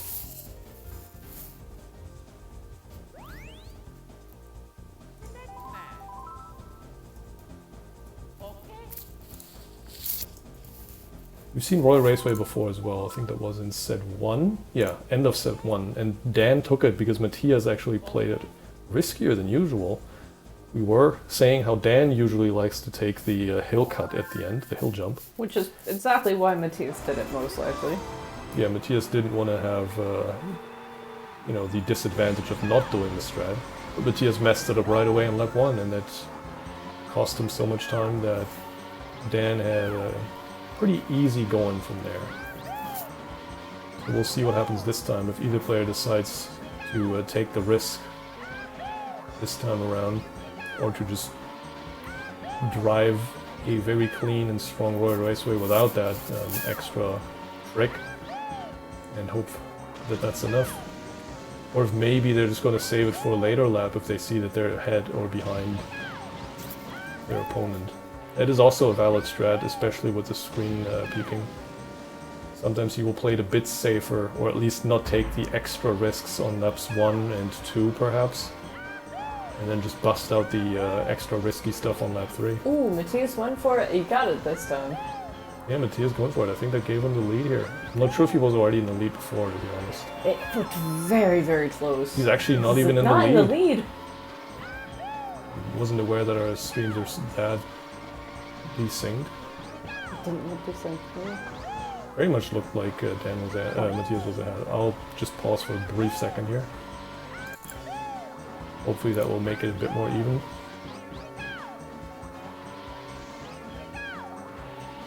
I think that should be pretty much even now in terms of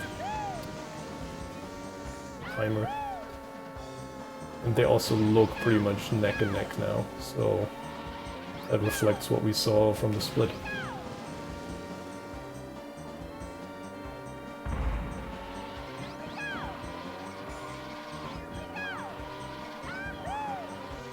Matthias doing it again. Got an extra bounce there, which I'm not sure how much time that might have saved him. Well, that actually yeah. saved quite a bit of time. Hit the grass, I think, on both SSMTs though at the beginning of lap 3, so... Dan hitting the inside wall there on the... Yeah, I saw some sparks there. Yeah, you want to get a very tight turn there, because that saves a lot of time. But if you hit the wall and it kind of snags you, that can cause you to stay in the grass for longer and lose time, lose speed. Didn't seem to cost him too much though. Still looks like we have a race on our hands. And it's all going to come down to also what they decide to do with this last lap. Maybe Dan decides to go for it this lap. We're about to find out. Interesting that Does Matthias he? would do it every 3 laps, even though I think, especially in lap 3, he really didn't have to. Close one, but he takes it.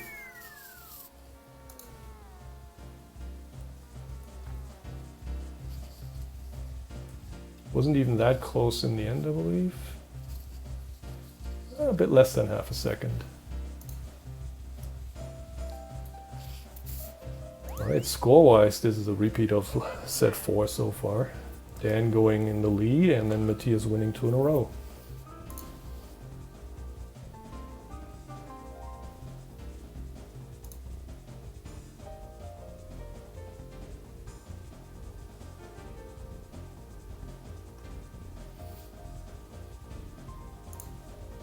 And it is Matthias' pick.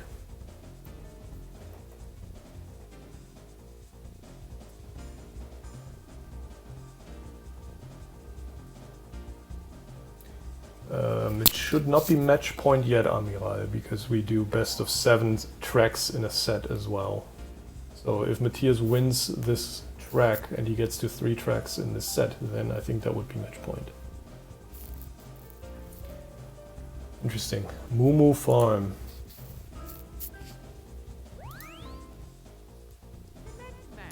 For, I think, the 3rd time today. This is the 3rd time that Matthias has picked this.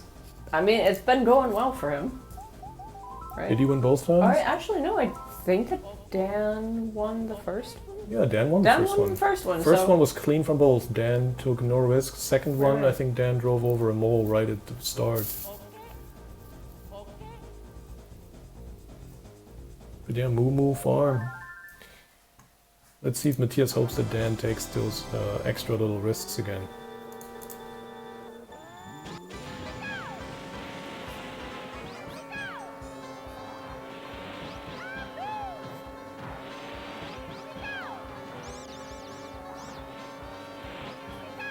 Absolutely synced from both here.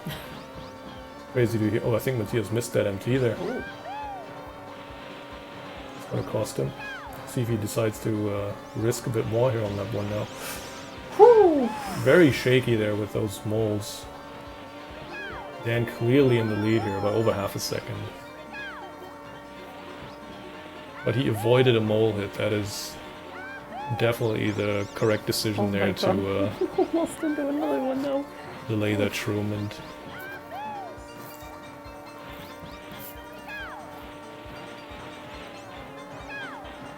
then kind of hugging the fence there. Should be a fast lap 2 for Matthias. I think he caught back up. Yeah, pretty much Yeah. even now, I think. We have a race.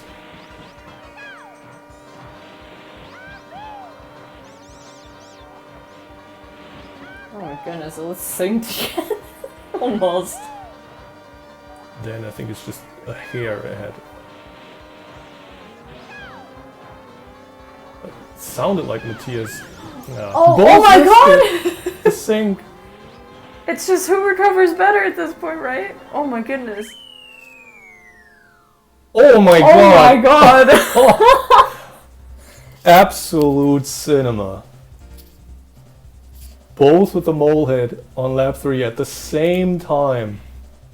Did that, like, turn into the lap decide that for Dan? Like, if he had driven straight, I wonder if that would have made a significant difference. Absolutely crazy there.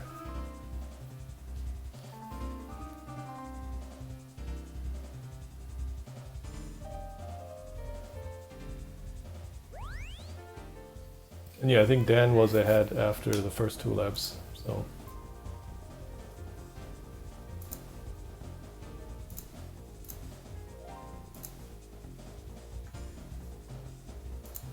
Alright, we see a joker from Dan because Matthias is on match point here. It's Luigi Raceway shortcut. This is going to be an interesting one.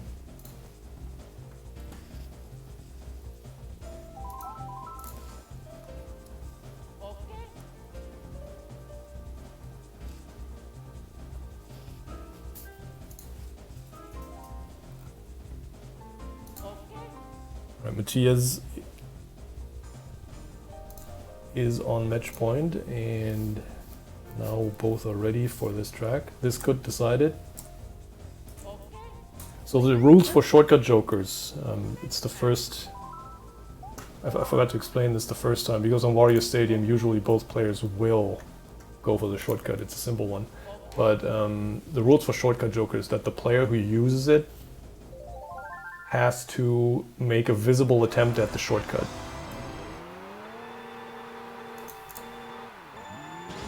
So technically Matthias could just drive a normal 3-lap here without even attempting the shortcut.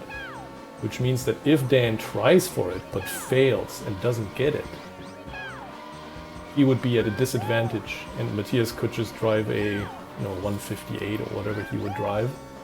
Which, seeing as I think Matthias is not a particularly big fan of this shortcut, wouldn't surprise me to see. I don't see Matthias going for this. Dan getting it though. Dan gets it. Dan doesn't have to do anything at this point other than drive. Wow, that is really, really strong from him to just do that first try. Keeping the match alive. I mean, technically Matthias can also give it a try too if he wants, but... Matthias did save 3 shrooms here because he probably anticipated Dan getting it lap 1. So he will at least have 3 shrooms to also go for this shortcut. So if Dan goes for it again, which he doesn't, at least not at this point, Matthias could maybe fail it once and still be able to... doesn't get it. Very different approach compared to Dan here. Right, he will have another go on lap 3, but I think if Dan just drives cleanly now, even if Matthias gets it, he's gonna be faster. Matthias would... He failed it once now, so Matthias would have had to hit that shortcut twice after this, which he already used 2 shrooms and there's only 1 lap left, so... I think Dan avoiding losing the match here. First match point for Matthias, defended from Dan.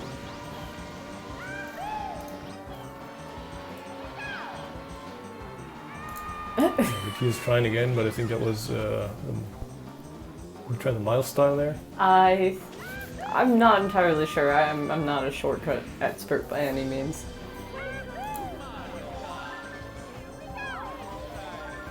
Very, very strong to...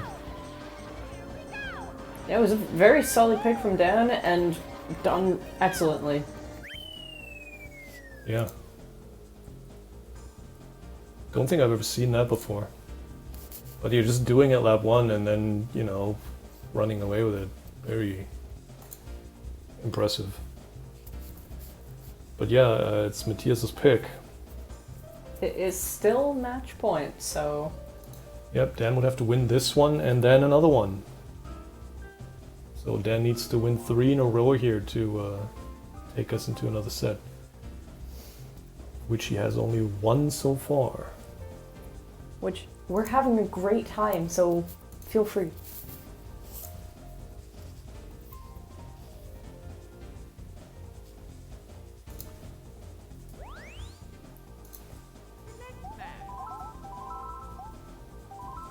Alright, back to the penguins and icy water.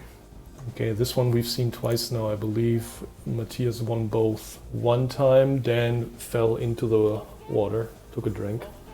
The other time Dan was actually going into lap 3 with a sizable lead, I'll say. But then lap 3 I think messed him up because he missed an MT early on before the crack jump, and that cost him a lot because it also kind of messed up his angle for the crack jump. So we'll see if he can make up for that mistake, or if one of these two players will play it a bit too risky. Of course, the pressure is on Dan now. Match point for Matthias. Matthias doesn't have to risk a crazy amount here. He doesn't have to take these crack jumps super duper risky, because he can technically afford to lose this track. He's not someone to play that way. Dan bonking there. Yep. No, that is one thing, and I think for both of these players... Tied lap 1, absolutely identical split, 38.99. Wow, so without that bonk, Dan actually would have been a little bit ahead, I think. Wow, very risky jump there from Dan. You know, I do hope to see that it pays off for Dan this time. He was very unfortunate both times they played this track so far. And I think now is the time, if any, to take this track. I mean, he's fighting for it, you can tell. That's a phenomenal lap 2 from Dan so far, I think.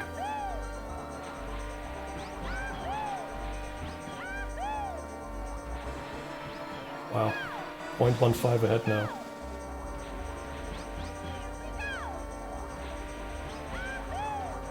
Another great crack jump from both. Dan definitely not playing safe at all. Can't afford to at this point. We'll come down to this last shroom perhaps. Very close to the penguin there. Ooh. Monka ass in the chat.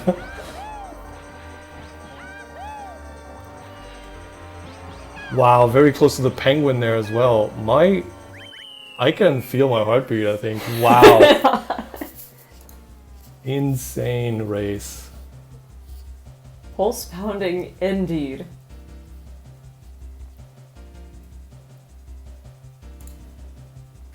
Less than 2 frames, but Dan takes this one.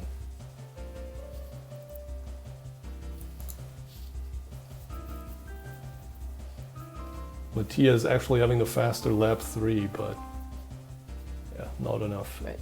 That lap 2 was incredible.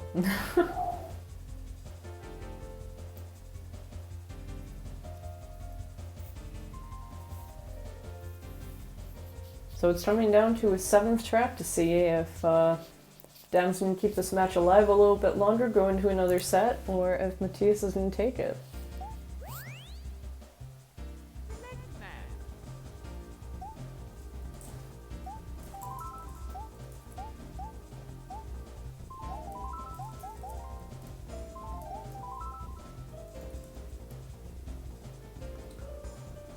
Let's see where we go.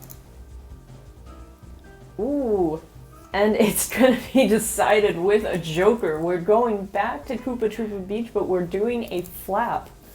Dan takes us to the beach. As a flap though, right? So Yes. so that shouldn't be crossed out. Yes, it Right? should. Oh, right, sorry, it's for shortcut, that doesn't. Alright, KTB flap. This is lap 1, so the shroom strats here are a bit different. Let's see if both players remember to use all of their shrooms in the correct spots. Usually you do flap attempts for world record or PR attempts. I guess for these two it's always world record attempts.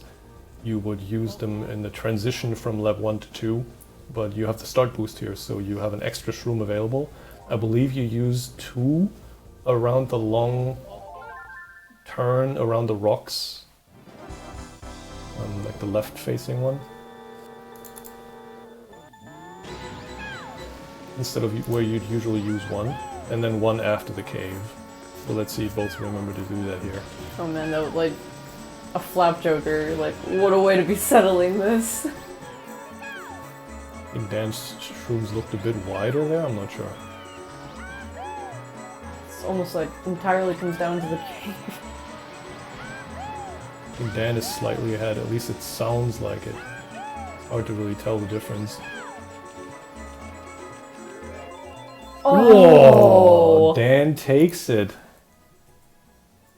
A 37 against a 39. Wow, which means By that Dan, half a frame. Dan is going to take another set, and we're going to continue on.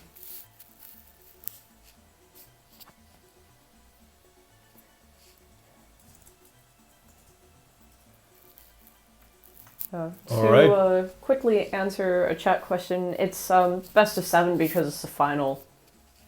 And let's be real, seeing a match with these two against each other, like a best of 5, it's too small. It's too small of a match. Alright. This set will now open with Matthias's pick, though. Sorry.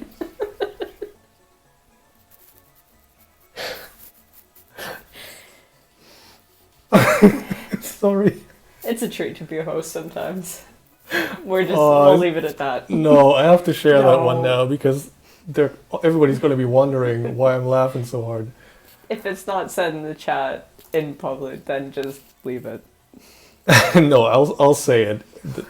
I have to. So we're taking a very small break because Dan had to excuse himself to the bathroom. And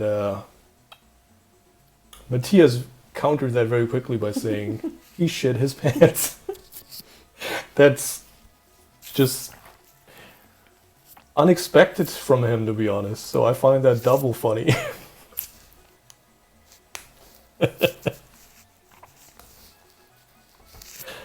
All right.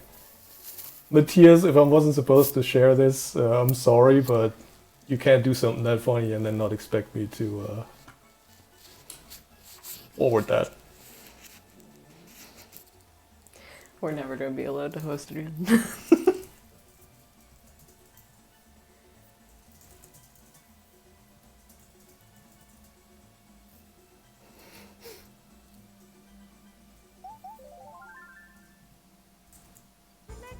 Alright.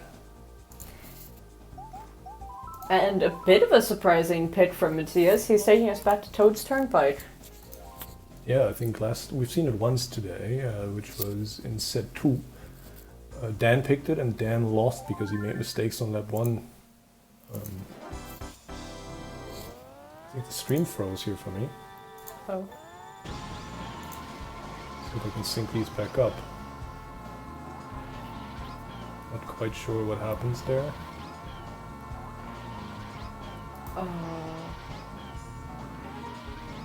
I mean, I do have his stream up and running. Stream's not frozen though, that's the thing. Did he miss the countdown somehow? I'm actually confused what happens now. I'm not sure if my stream is just for some reason super behind. It's not frozen, I just refreshed it as well. Uh-oh. I think something went wrong there. I think he didn't pick up on his own countdown. I don't know what that means then. I think technically because he did signal ready, and I think technically if he doesn't play now, that's a DNF. I'm just concerned what happened. I'm not sure if he is playing.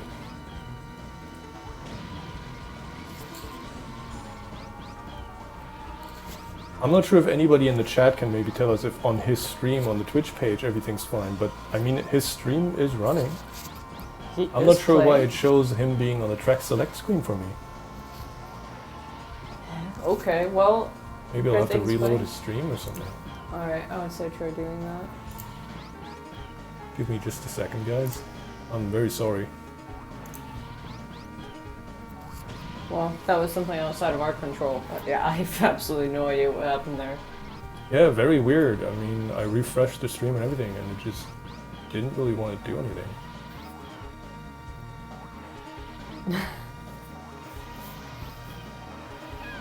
Okay, no, we're... there he is. I'll try to...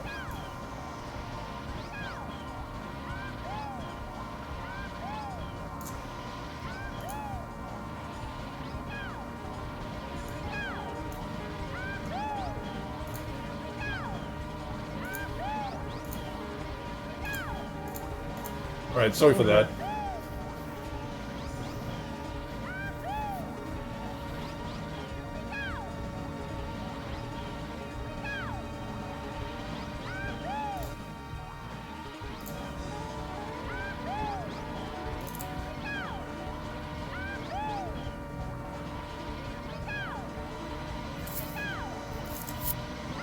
Alright, I tried to sync them up again as well. I hope everything's fine now. Sorry for that, I really don't know what happened there.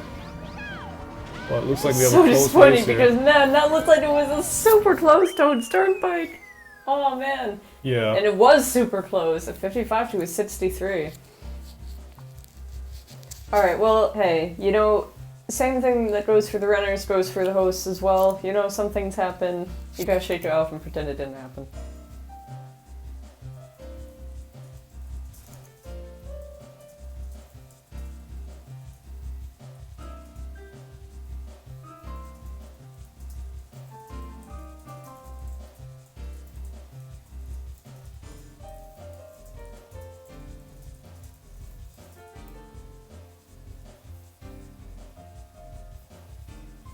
That was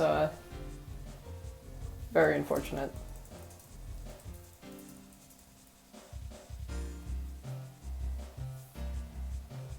Alright. Yeah, very, very sorry for that.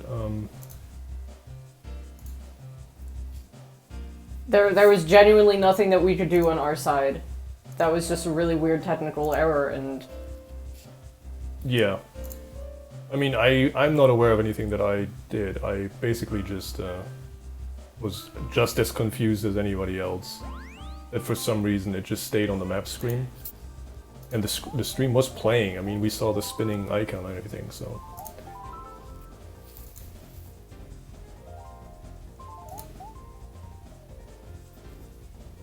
Alright, it's Dan's pick, and we're going to frap Snowland.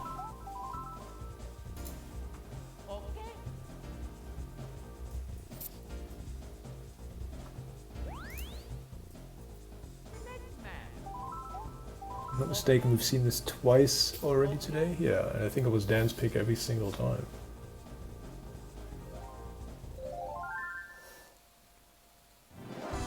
And I'm unsure, but I think he lost it. At least once, if not twice.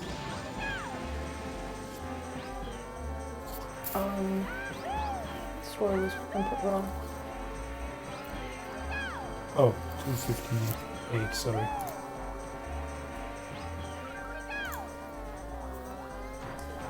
Okay.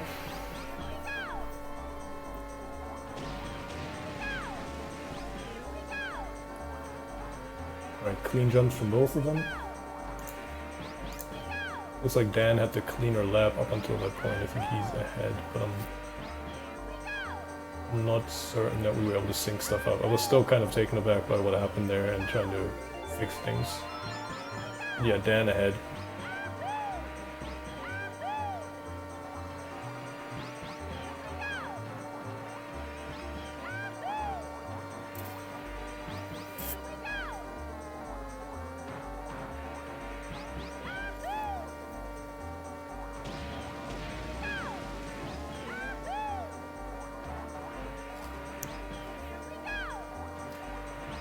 Yeah, definitely not the same drama that we had the last couple times that we had Frap Snowland, so...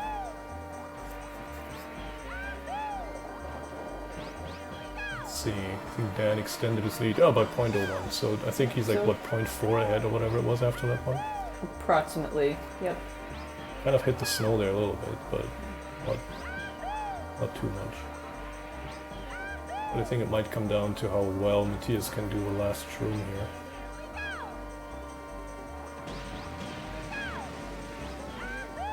Oh, Dan actually losing a ton of speed there. This might even things out.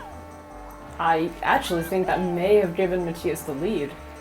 It might have, yeah. Looks very close.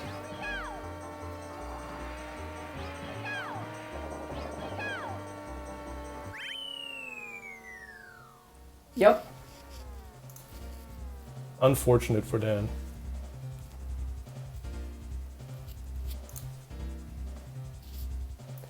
And that is putting Matthias 2 ahead on this set, so heading pretty quickly towards another match point, especially considering it is Matthias's pick again.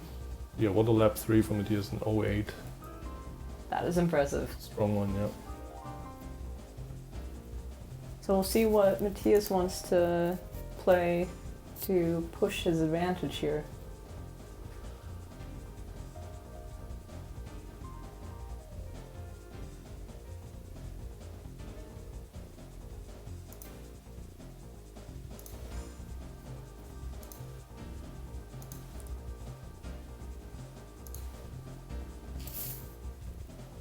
I think Matthias still has both flap jokers, he's only used shortcuts so far.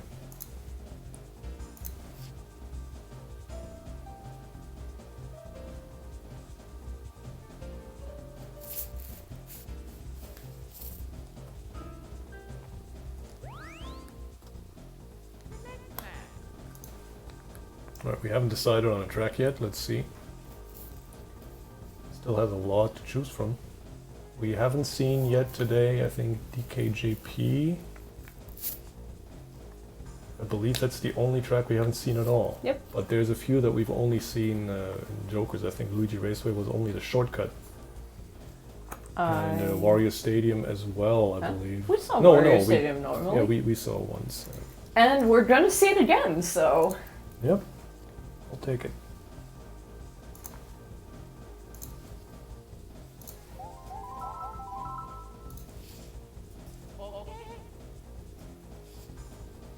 Alright, let's go.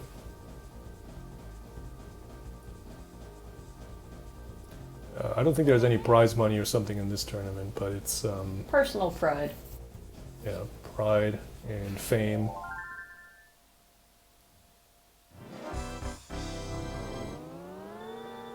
Alright, very synced up streams here. Pretty nice from both of them to be able to follow my countdown so well. Alright, let's see this time. Last time we saw a pretty clean race with Matthias making a smaller mistake at the end of lap 3, but it didn't cost him. And dancing there a little bit at the start. But as we mentioned last time, there are some spots here on this track that can save or lose a lot of time. Like the trans, the wall clips near the flip-flop. And also, of course, the shroom. Played very safe, you can go way too wide. I think Matthias went wider here than Dan. It looked like it, yep. If you play too aggressive, you're going to tumble and lose a ton of time.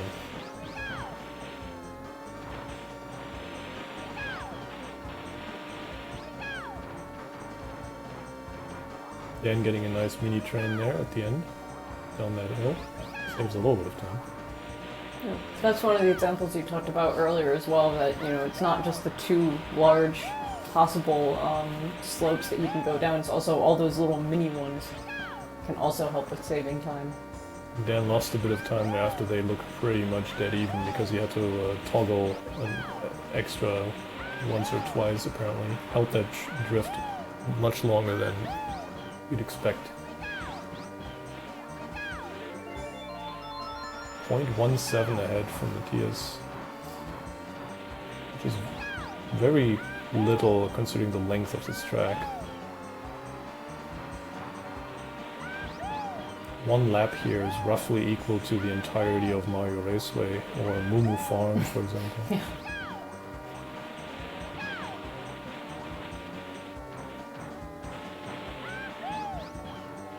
It is a fun little detail of the game that they actually put in with the data of how long the tracks are supposed to be.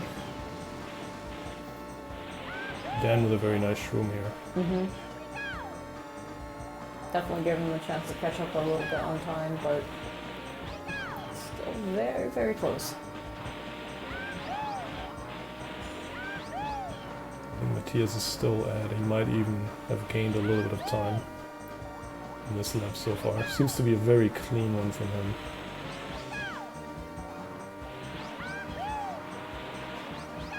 One thing that we haven't mentioned yet is that Matthias has somewhat recently acquired a steel stick, which for a player like him helps a lot with consistency because it's a control stick. And yeah, he gains like half a second here on Dan on this lap. Dan with some struggle near the end of the lap.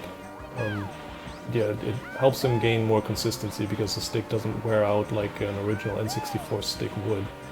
He has been playing with that for a few months now.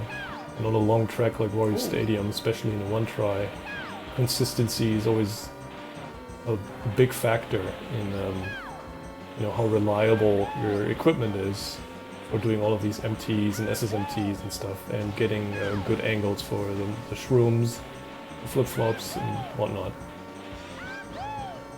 So this might also be one of the reasons why he gained some confidence and maybe also more skill on longer tracks than one tries.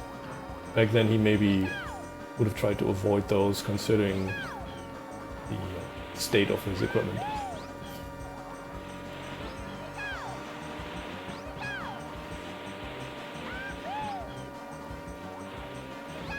Visibly ahead here going into the final stretch of lap 3.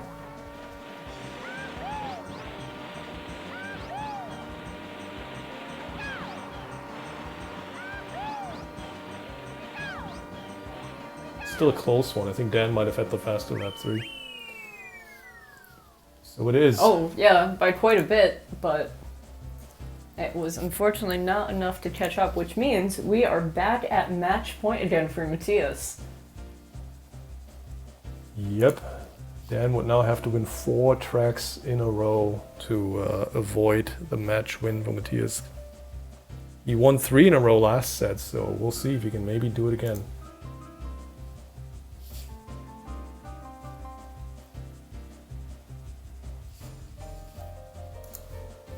And it is Dan's pick again.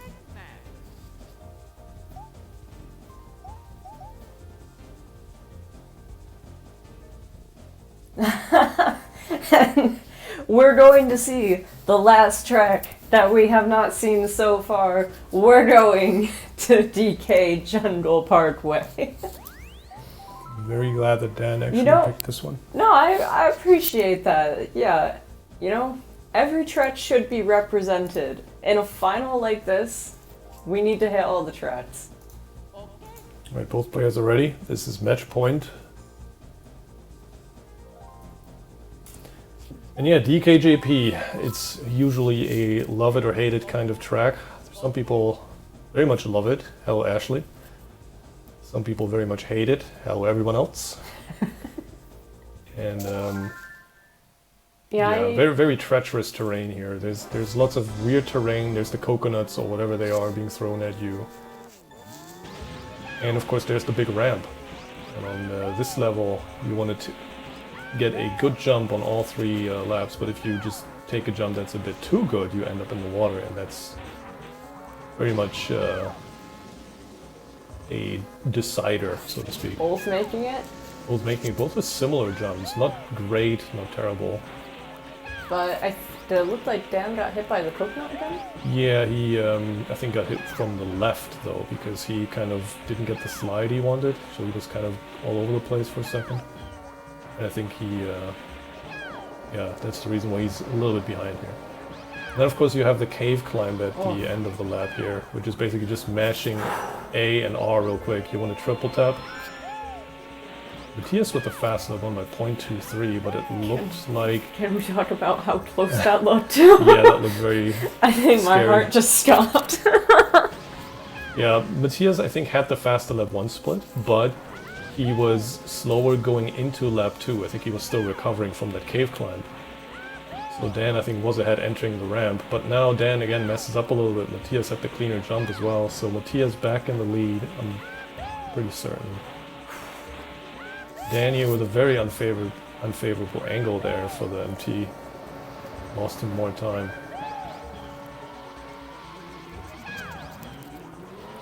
Dan playing a very aggressive cave climb there. Holy heck. Matthias still very much taking the lead there on that lap as well. Dan's cave climb is crazy because the way his angle is. Oh, I think that's too far for Dan. That is. Yeah, That's it. just barely. That's probably it then. Yeah, I don't see any way Matthias would mess up this big, especially because Dan got put back in front of the ramp. That's incredibly unfortunate. Yeah, that's how it can go. Still gonna play to the end. Respectable. He is taking the victory lap here.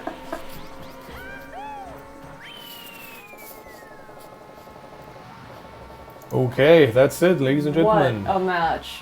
Your 2025 One Try League winner is Matthias Ostermeier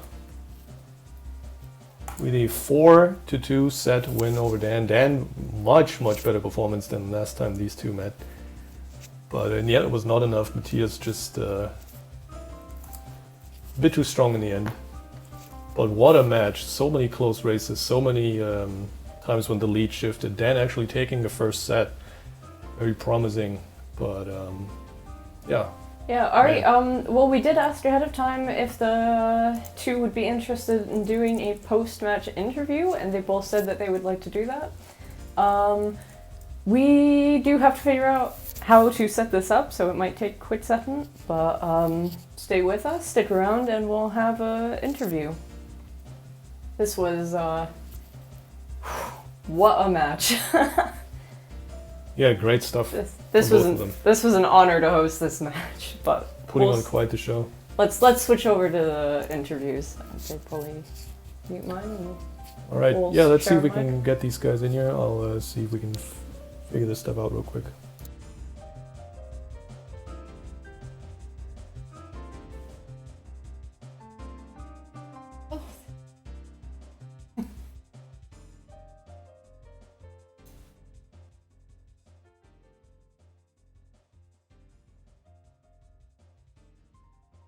Okay.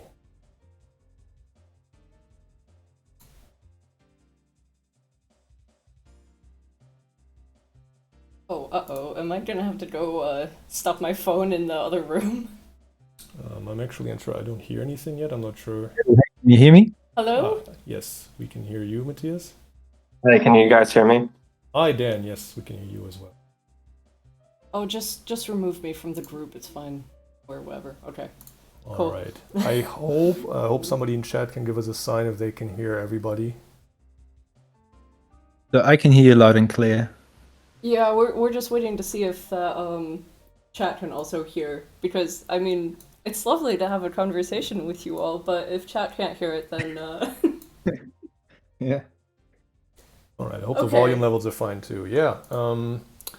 First of all, congratulations, Matthias, for winning 2025 One Try League Final. Thanks. And yeah, very great performance from you as well, Dan. Not quite enough in the end, but some of these tracks, amazing performances there. And very sad to see some of the mistakes and some of the mess ups, because that could have been a much closer match in the end, I think. But yeah, GG's to both of you guys. Yeah, first I want to ask both of you how you felt going into this, because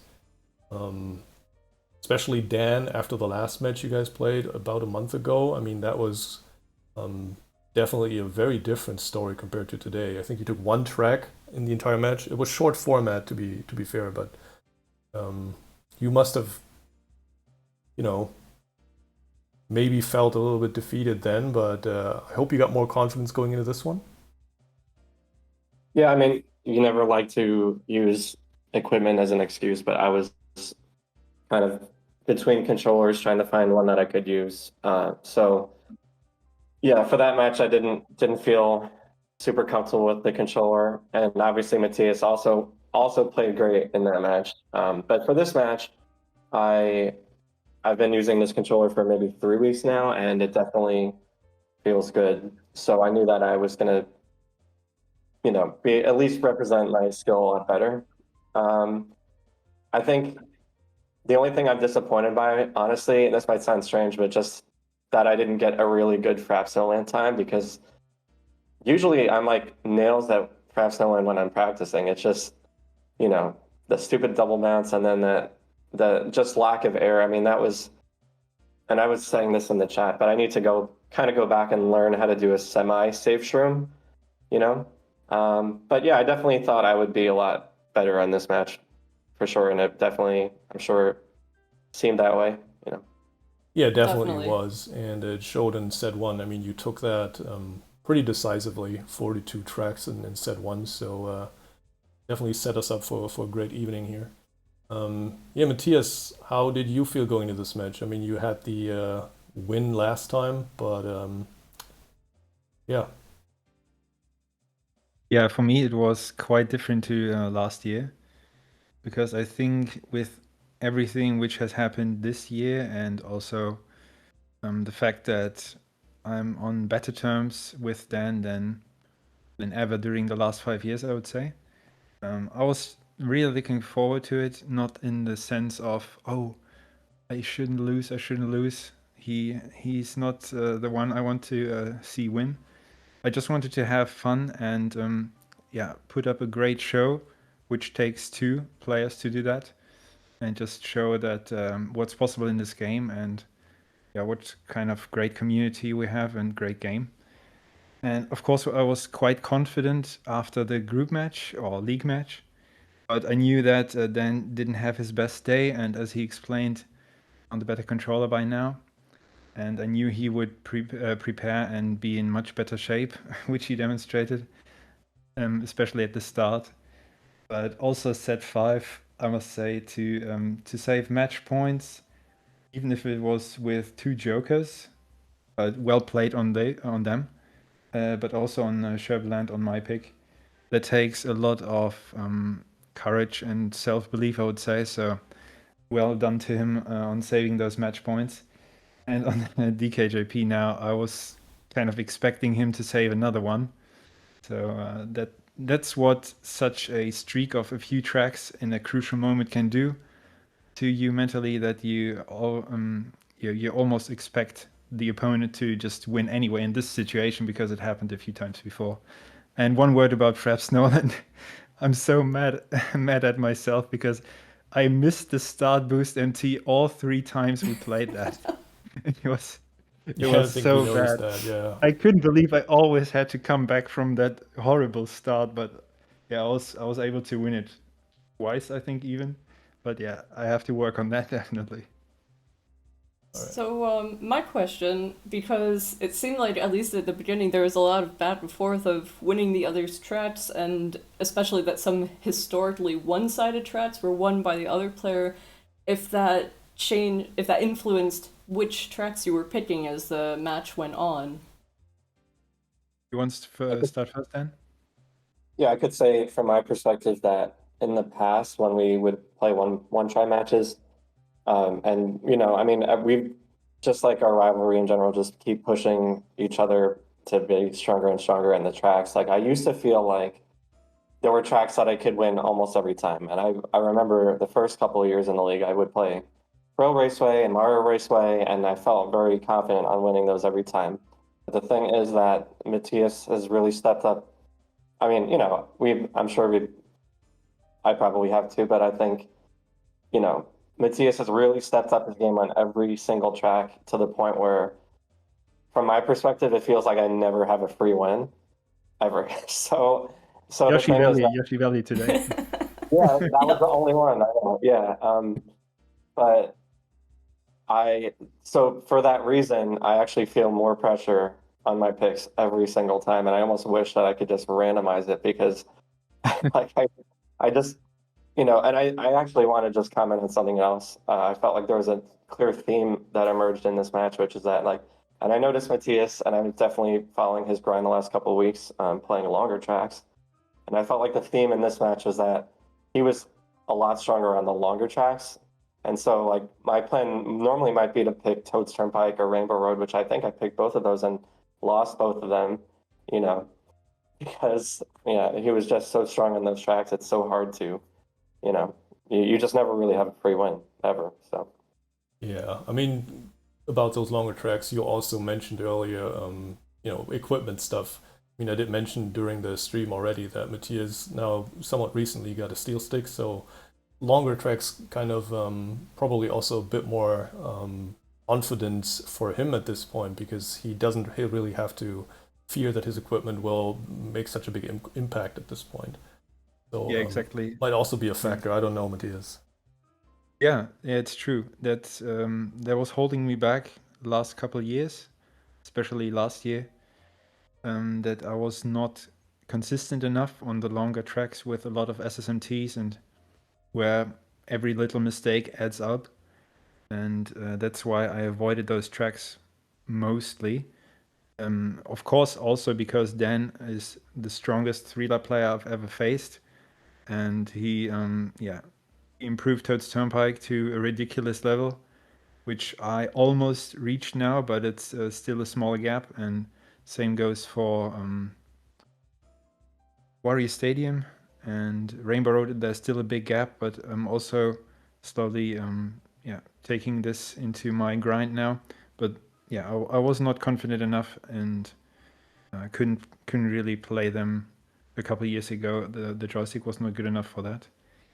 What did I want to say? Just go on. Maybe I will remember it. Right. the track pick was something with that.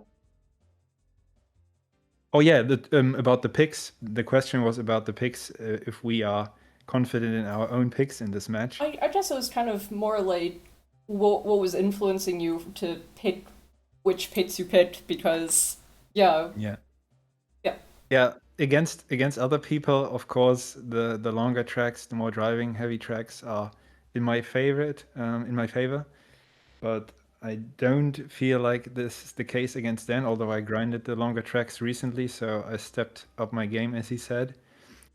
But apart from a few picks, maybe Banshee Boardwalk, I am also, like Dan, not very confident I will win a certain track every time. He also won Mumu Farm very convincingly the first time we played it today. And then I was glad to see a mole hit on the second one because there was a bit more like it used to be. He risked a bit too much and then went into a mole. And the third race was so hilarious. The third I messed up the farm. first. Yeah, I messed up the first lap because of the terrain somewhere and tried to improvise something and it didn't go well. And then I was watching the restream, which has a bit of delay, and saw that he doesn't make a mistake. So I went risky on the very last shroom and crashed, and then thought I lost the track, but he also did did the same or similar. I know. I don't know, Dan. What did you do there exactly? Yeah, well, what happened was that I had seen that I had like a 0.55, I think, lead on lap one, but then I made a pretty bad mistake in lap two, and you caught up quite a bit of that time. And I also missed a mini turbo on lap three, which is why I also decided to go risky on the lap three shroom because Yeah. I thought I was just behind at that point, which is why I mean that's kind of how I perceive Mumu Farm. And actually, I mean I'm glad I won the first race. I think what my strategy has always been on Mumu Farm is that if I get behind, I know I can add risk. But what I've realized is that I focus too much on thinking about what risks I want to take and not enough on just driving safely. So I'm glad that I was able to show that on the first time. We got a 127.59, I think, and it was just completely safe driving. But yeah, again, in that case, it's like it's hard, even on Royal Raceway in the first set, like I knew I had a lead and it makes, for me, I just felt more pressure when I had that lead, and that kind of got to me on Mumu Farm because I mean, now knowing what I know now, if I had gone safe, I would have been fine. But that Yeah, was what that was the reason. it was kind But I of also one of wanted to the say about my general approach to these matches against Dan. As he said, I had to step on my game over the years because I used to play in a safe approach, in a safe mode, so to speak, and don't take as many risks as Dan does. But when he got better and better and more consistent in on a lot of tracks, I also had to do that. So now it doesn't feel like it used to be in a one-try match because we have to take such a high risk. Yeah, that was kind of one of the questions that I wanted to ask. You guys kind of already answered that, which is more to Dan. It appeared that in the first set you played less risky than you usually do. We kind of commented on the whole Moo Moo Farm thing already, and also Royal Raceway, where we usually see you take, for example, that last hill cut thing. And today it was the exact opposite in set one, that Matthias took the hill cut and you didn't. Was that absolutely a conscious decision? Because I think on lap one you were still pretty even, and Matthias tumbled on lap one. So yeah, it was just interesting to see that they didn't even take it on lap one, even though I think usually you would. Yeah, so I think my thing there is that Row Racer used to be a really strong one-try track for me, and I would consistently put up 251s when I wasn't trying to do the hill strat. So I think when I just my approach to practicing, same thing with Moo Moo Farm. I wanted to focus more on the driving and less on the risk, and trying to get back to that level. Last week I was doing one try practice and I got a 57.22 opener and like a 50, I want to say like a 57 flat lap two. I'm like, wow, this is like close to world record pace, and I was doing um the old strat, so that's why I decided to go with that today. I would have to watch back the second Royal Raceway pick because I mean obviously there was a lot of nerves, but I just was really slow for whatever reason that time. But yeah, I mean, the other thing is that honestly, I've never been under the impression that the hill cut saves that much time at all, especially in that 3 lap. You have to get a really, really, really strong hill cut for it to save like 0.1 in my experience. So, just again, and like Matthias has pointed out, I mean, I've always approached one tries more risky than he does in general. So I wanted to, like you said, I wanted to just focus on the driving and say a little less risky. That was the reasoning there. So, Alright. one last. I have a question for Dan. Oh, yep, go ahead. Yeah. So then you watched my stream and not the restream, right? Did you watch with sound? So I watched. I mean, I'm always trying to figure out my best approach to these matches. I used to watch the actual restream, and I realized that I mean I usually watch it with sound, and it just winds up being too much, mental whatever, like too much stimulus. Yeah. I in the beginning of the match had the sound up, but what I do is I put my TV a lot louder than it. So, and I actually put my phone just underneath my TV so I could just kind of glimpse out of the corner of my eye. And still something that I'm working on because I noticed actually, I mean, I where was it? One of the tracks, I know I made a mistake after I glanced down at your screen. So I don't know.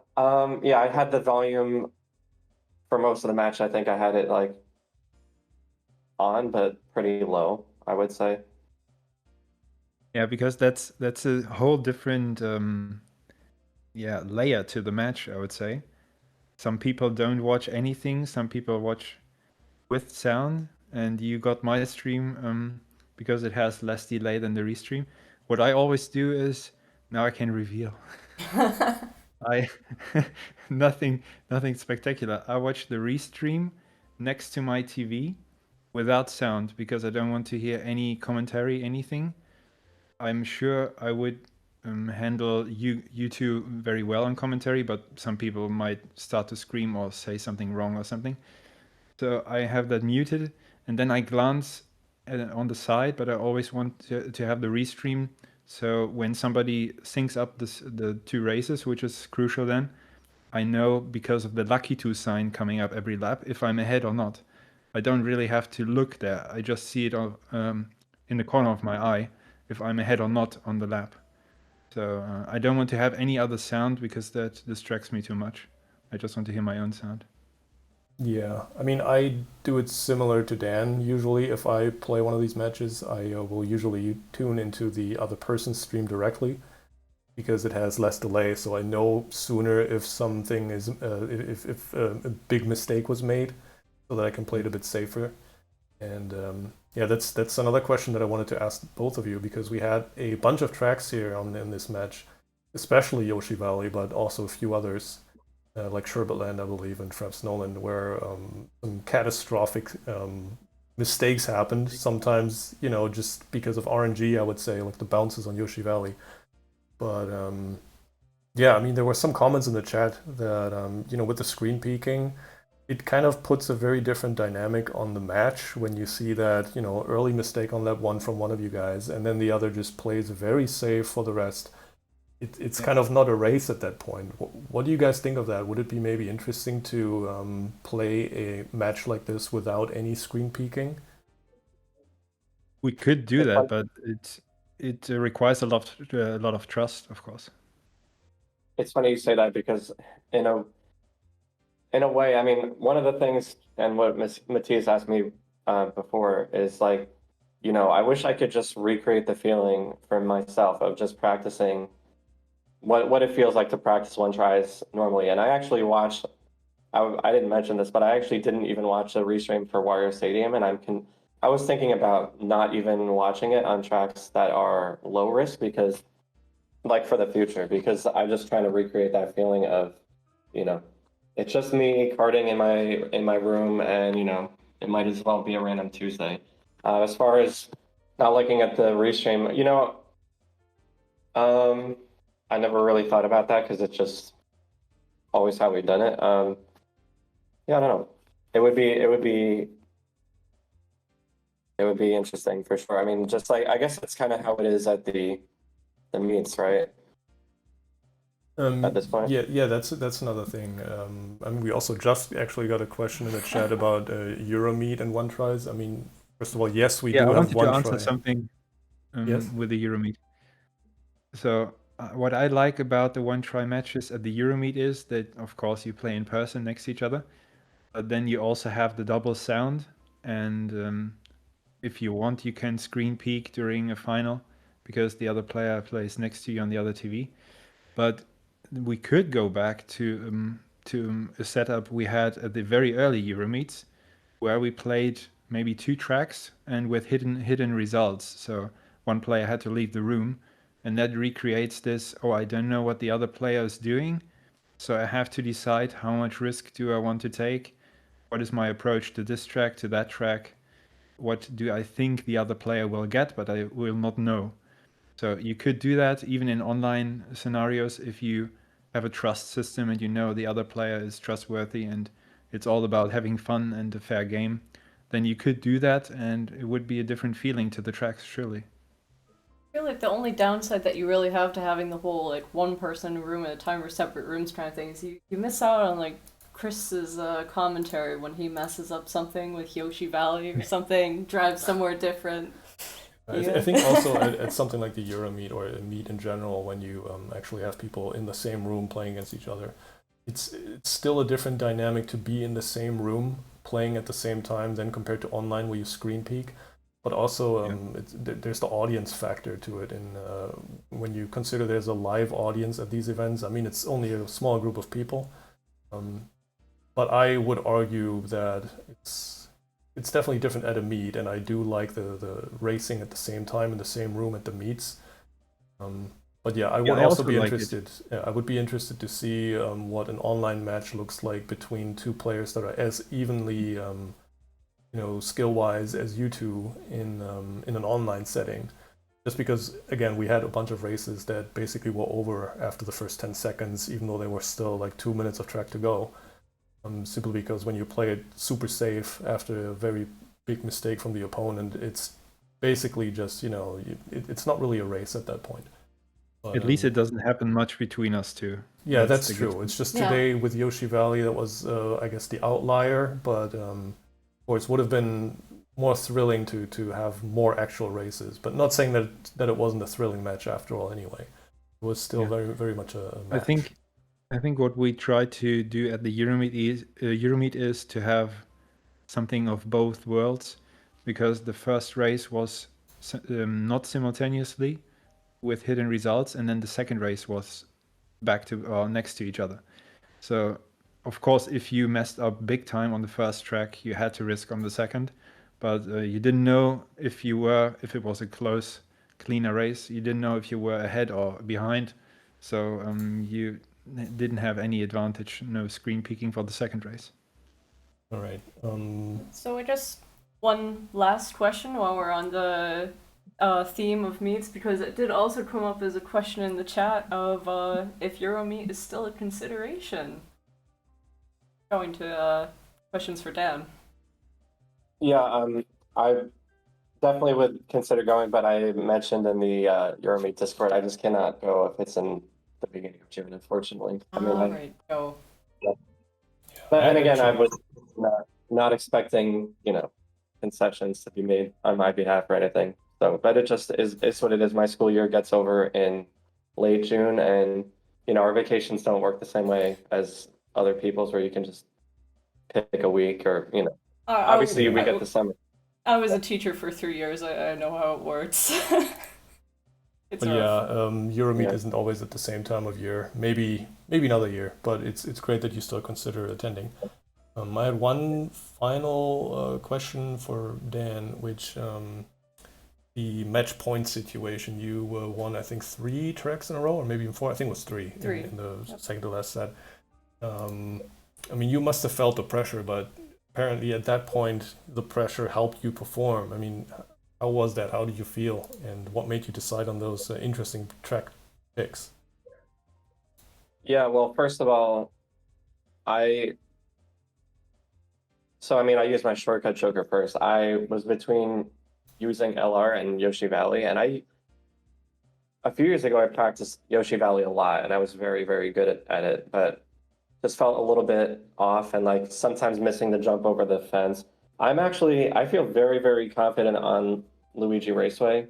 I mean, it was a part of the old school skipper challenge in the World Cup last year, and I definitely practiced that a lot and got very consistent. And I think also I have to double check, but I'm pretty sure if I miss the jump lap 1 and then go for it lap 2, I'd still have saved time over just normal driving. And so yeah, I felt pretty confident about that one. I think Sugarland, I mean, I don't feel like I played particularly well. I was doing well on lap 1, but then I missed the SSMT after the cave. And for me in these matches against Matthias, and it's like unlike playing anyone else, where it's like just constantly trying to control my nerves, and like at a random time it might just spring up, and I like completely whiffed on the SSMT at the end of lap 1 and just barely pulled it out. I mean, I think he mentioned in the chat that he did safe jumps, and I'm pretty sure I had like very good jumps all 3 laps, so I wouldn't say I played Sugarland very well. But Koopa Troopa Beach, the thing about that is, I mean, in our matches, and you could tell, I'm sure, that we really don't use the flap jokers too much because it's just more variance. And I think, not for Matthias, he might feel like just the consistency generally favors him. But for me, I don't know. I don't practice it as much, and I would like to, I mean, I'm leading in the 3-lap rankings. Like I would like to, demonstrate strength on that, I guess. But Koopa Troopa Beach is not something that I think either of us has picked in a flap joker, at least against each other, in a long, long time, if ever. And so I have worked on that one a little bit. Just, I was considering using Frapsilon, but just under that much pressure. I mean, like I can play Frapsilon really well if I'm not under pressure, but I didn't feel as confident in the match after what happened in the second, with the stupid double bounce, which is the only thing really that just the random stuff on the stream. And I do notice that Matthias, I think at this point, is doing a hop over the hill, but... Do you mean the flap or shortcut on Fraps, Nolan? Oh, on Frapsilon, I'm just talking about 3-lap. I actually would have picked the 3-lap. That was my other consideration there. No, I wouldn't pick the well, I don't know. I mean, maybe in the future. If I was picking the flap joker, I wouldn't want to use the new Sherm. Like my hit rate is not nearly good enough in that, but I don't know. I mean, I know we're kind of wrapping up the interview. I just want to leave one more thought, and I know that we didn't always play the same, like we didn't always play strong on every track at the same time. Like you mentioned, one person might mess up on one track, and one person on the other. But I do hope that the people watching, especially the ones that are not like members of the community, like just understand like how really intense these matches are for I'm sure for Matthias and certainly for myself, and like the level that we've pushed each other to is just insane. Like I honestly can't imagine anyone else getting like the Wario Stadium times we did, like, you know, much less in a high level match like that. It's just like completely absurd that it's come to this. And I watch other people do one tries, and like I don't know how like MF feels, or Zoran, like in these one tries, and I'm just thinking like, you watch MF in a one try now and he would like destroy like the level of 10 years ago. But it's just become such we've just kept pushing farther and farther, and I'm certainly looking forward to hopefully next year and future matches. So yeah, that's all I got, I guess. Yeah, I would like to say a few things about the picks on match points. Luigi Raceway was definitely a good choice from you because I occasionally win Yoshi Valley shortcut against you, and I'm much more comfortable on that than Luigi Raceway. That caught me by surprise. And yeah, I didn't hit it, of course. I have a very low hit rate there. And then Koopa Troopa Beach, Flap, I have also picked myself, I think, once against you, but might have lost it. So I was familiar with it, and I think it gave the match a lot of spice again because there was a .02 difference on match point in your favor, and took the match to another set. I think that was great, and the level overall was very high. As you said, nothing compares to our one try matches because we pushed each other so high up, and raised the bar so high. So I know that maybe from sports that I have pressure moments and I have to perform well, but I would say in Mario Kart it's a very special feeling. It doesn't compare to a world record run. Maybe a lot of third laps on world record pace, but over this long duration, it's very special and unique. Yeah, I think the only thing missing today was a tie on any track, but we did get very, very close a few times, and we had a few tight laps, I think. So Yeah. great so races. I think also from our side, like, thank you so much for letting us host this match. I know personally when Enta came over to me and said, "Yeah, we're gonna host the match," I was kind of nervous because this is just the most anticipated match of the season. I think watching you two play against each other is just always amazing to watch. It's always a great match to watch. So yeah, it was an honor to host this match, and yeah, thank you guys for letting us do that. Yeah, I can only Yeah, repeat what she said. And also, I want to apologize once more for Oh god, the yeah. technical issues we encountered on Toad's Turnpike. I'm very sorry for that. I'm not sure what caused it. Hasn't happened before, and that would have influenced any races. That would have, of course, been terrible, but I don't know what to say really about that. Yeah, that was after all of my match points then saved. Yeah, I was very happy to win that track because I did two small mistakes because of that. Sorry. Yeah, it's okay. It's okay. I must say you did a good job throughout the season. I didn't always watch I didn't always watch your matches, which you hosted live, but sometimes the VOD. And yeah, I liked the style you put in these matches with co-commentary as well, and also the job of syncing up the races. So I had confidence in your performance as a host, as a referee duo, so to speak. And yeah, I think Dan was all right with it. Otherwise, he could have spoken up because we are friends. That's why Yeah, I had no said, problem at all. I'm looking forward. Like I said, I didn't have the restream up, but I'm looking forward to watching it, and I'm sure you guys did a great job. So, thank you for hosting. yeah, thank you. Very happy Thank you to. for letting us host. All right. Well, thank you also for the interview, and again, great matches. Congrats on the win, Matthias. And I'm sure next year we will see another great final. I'm sure it's going to be the two of you again. I'd be very surprised if not. And yeah, I think that's it from us. Have a great evening. Have a great night. And or for the Americans, have a great afternoon, I guess. So yeah, we're signing off. Thank you for watching. I think there might be another match tonight if you want to catch that. I believe Luke might be hosting another match. Don't know which one right now. I think it might be Retchman. Arya versus Retchman. Yeah, Arya versus that might be tonight. Yeah, so maybe we'll rate him. So Yep. yeah, thanks for watching. Maybe go over there, watch that one, support the community, and should be a good match. Have a good one, everybody. Laters. See you next time. Yep. Bye. Bye everybody. Bye bye.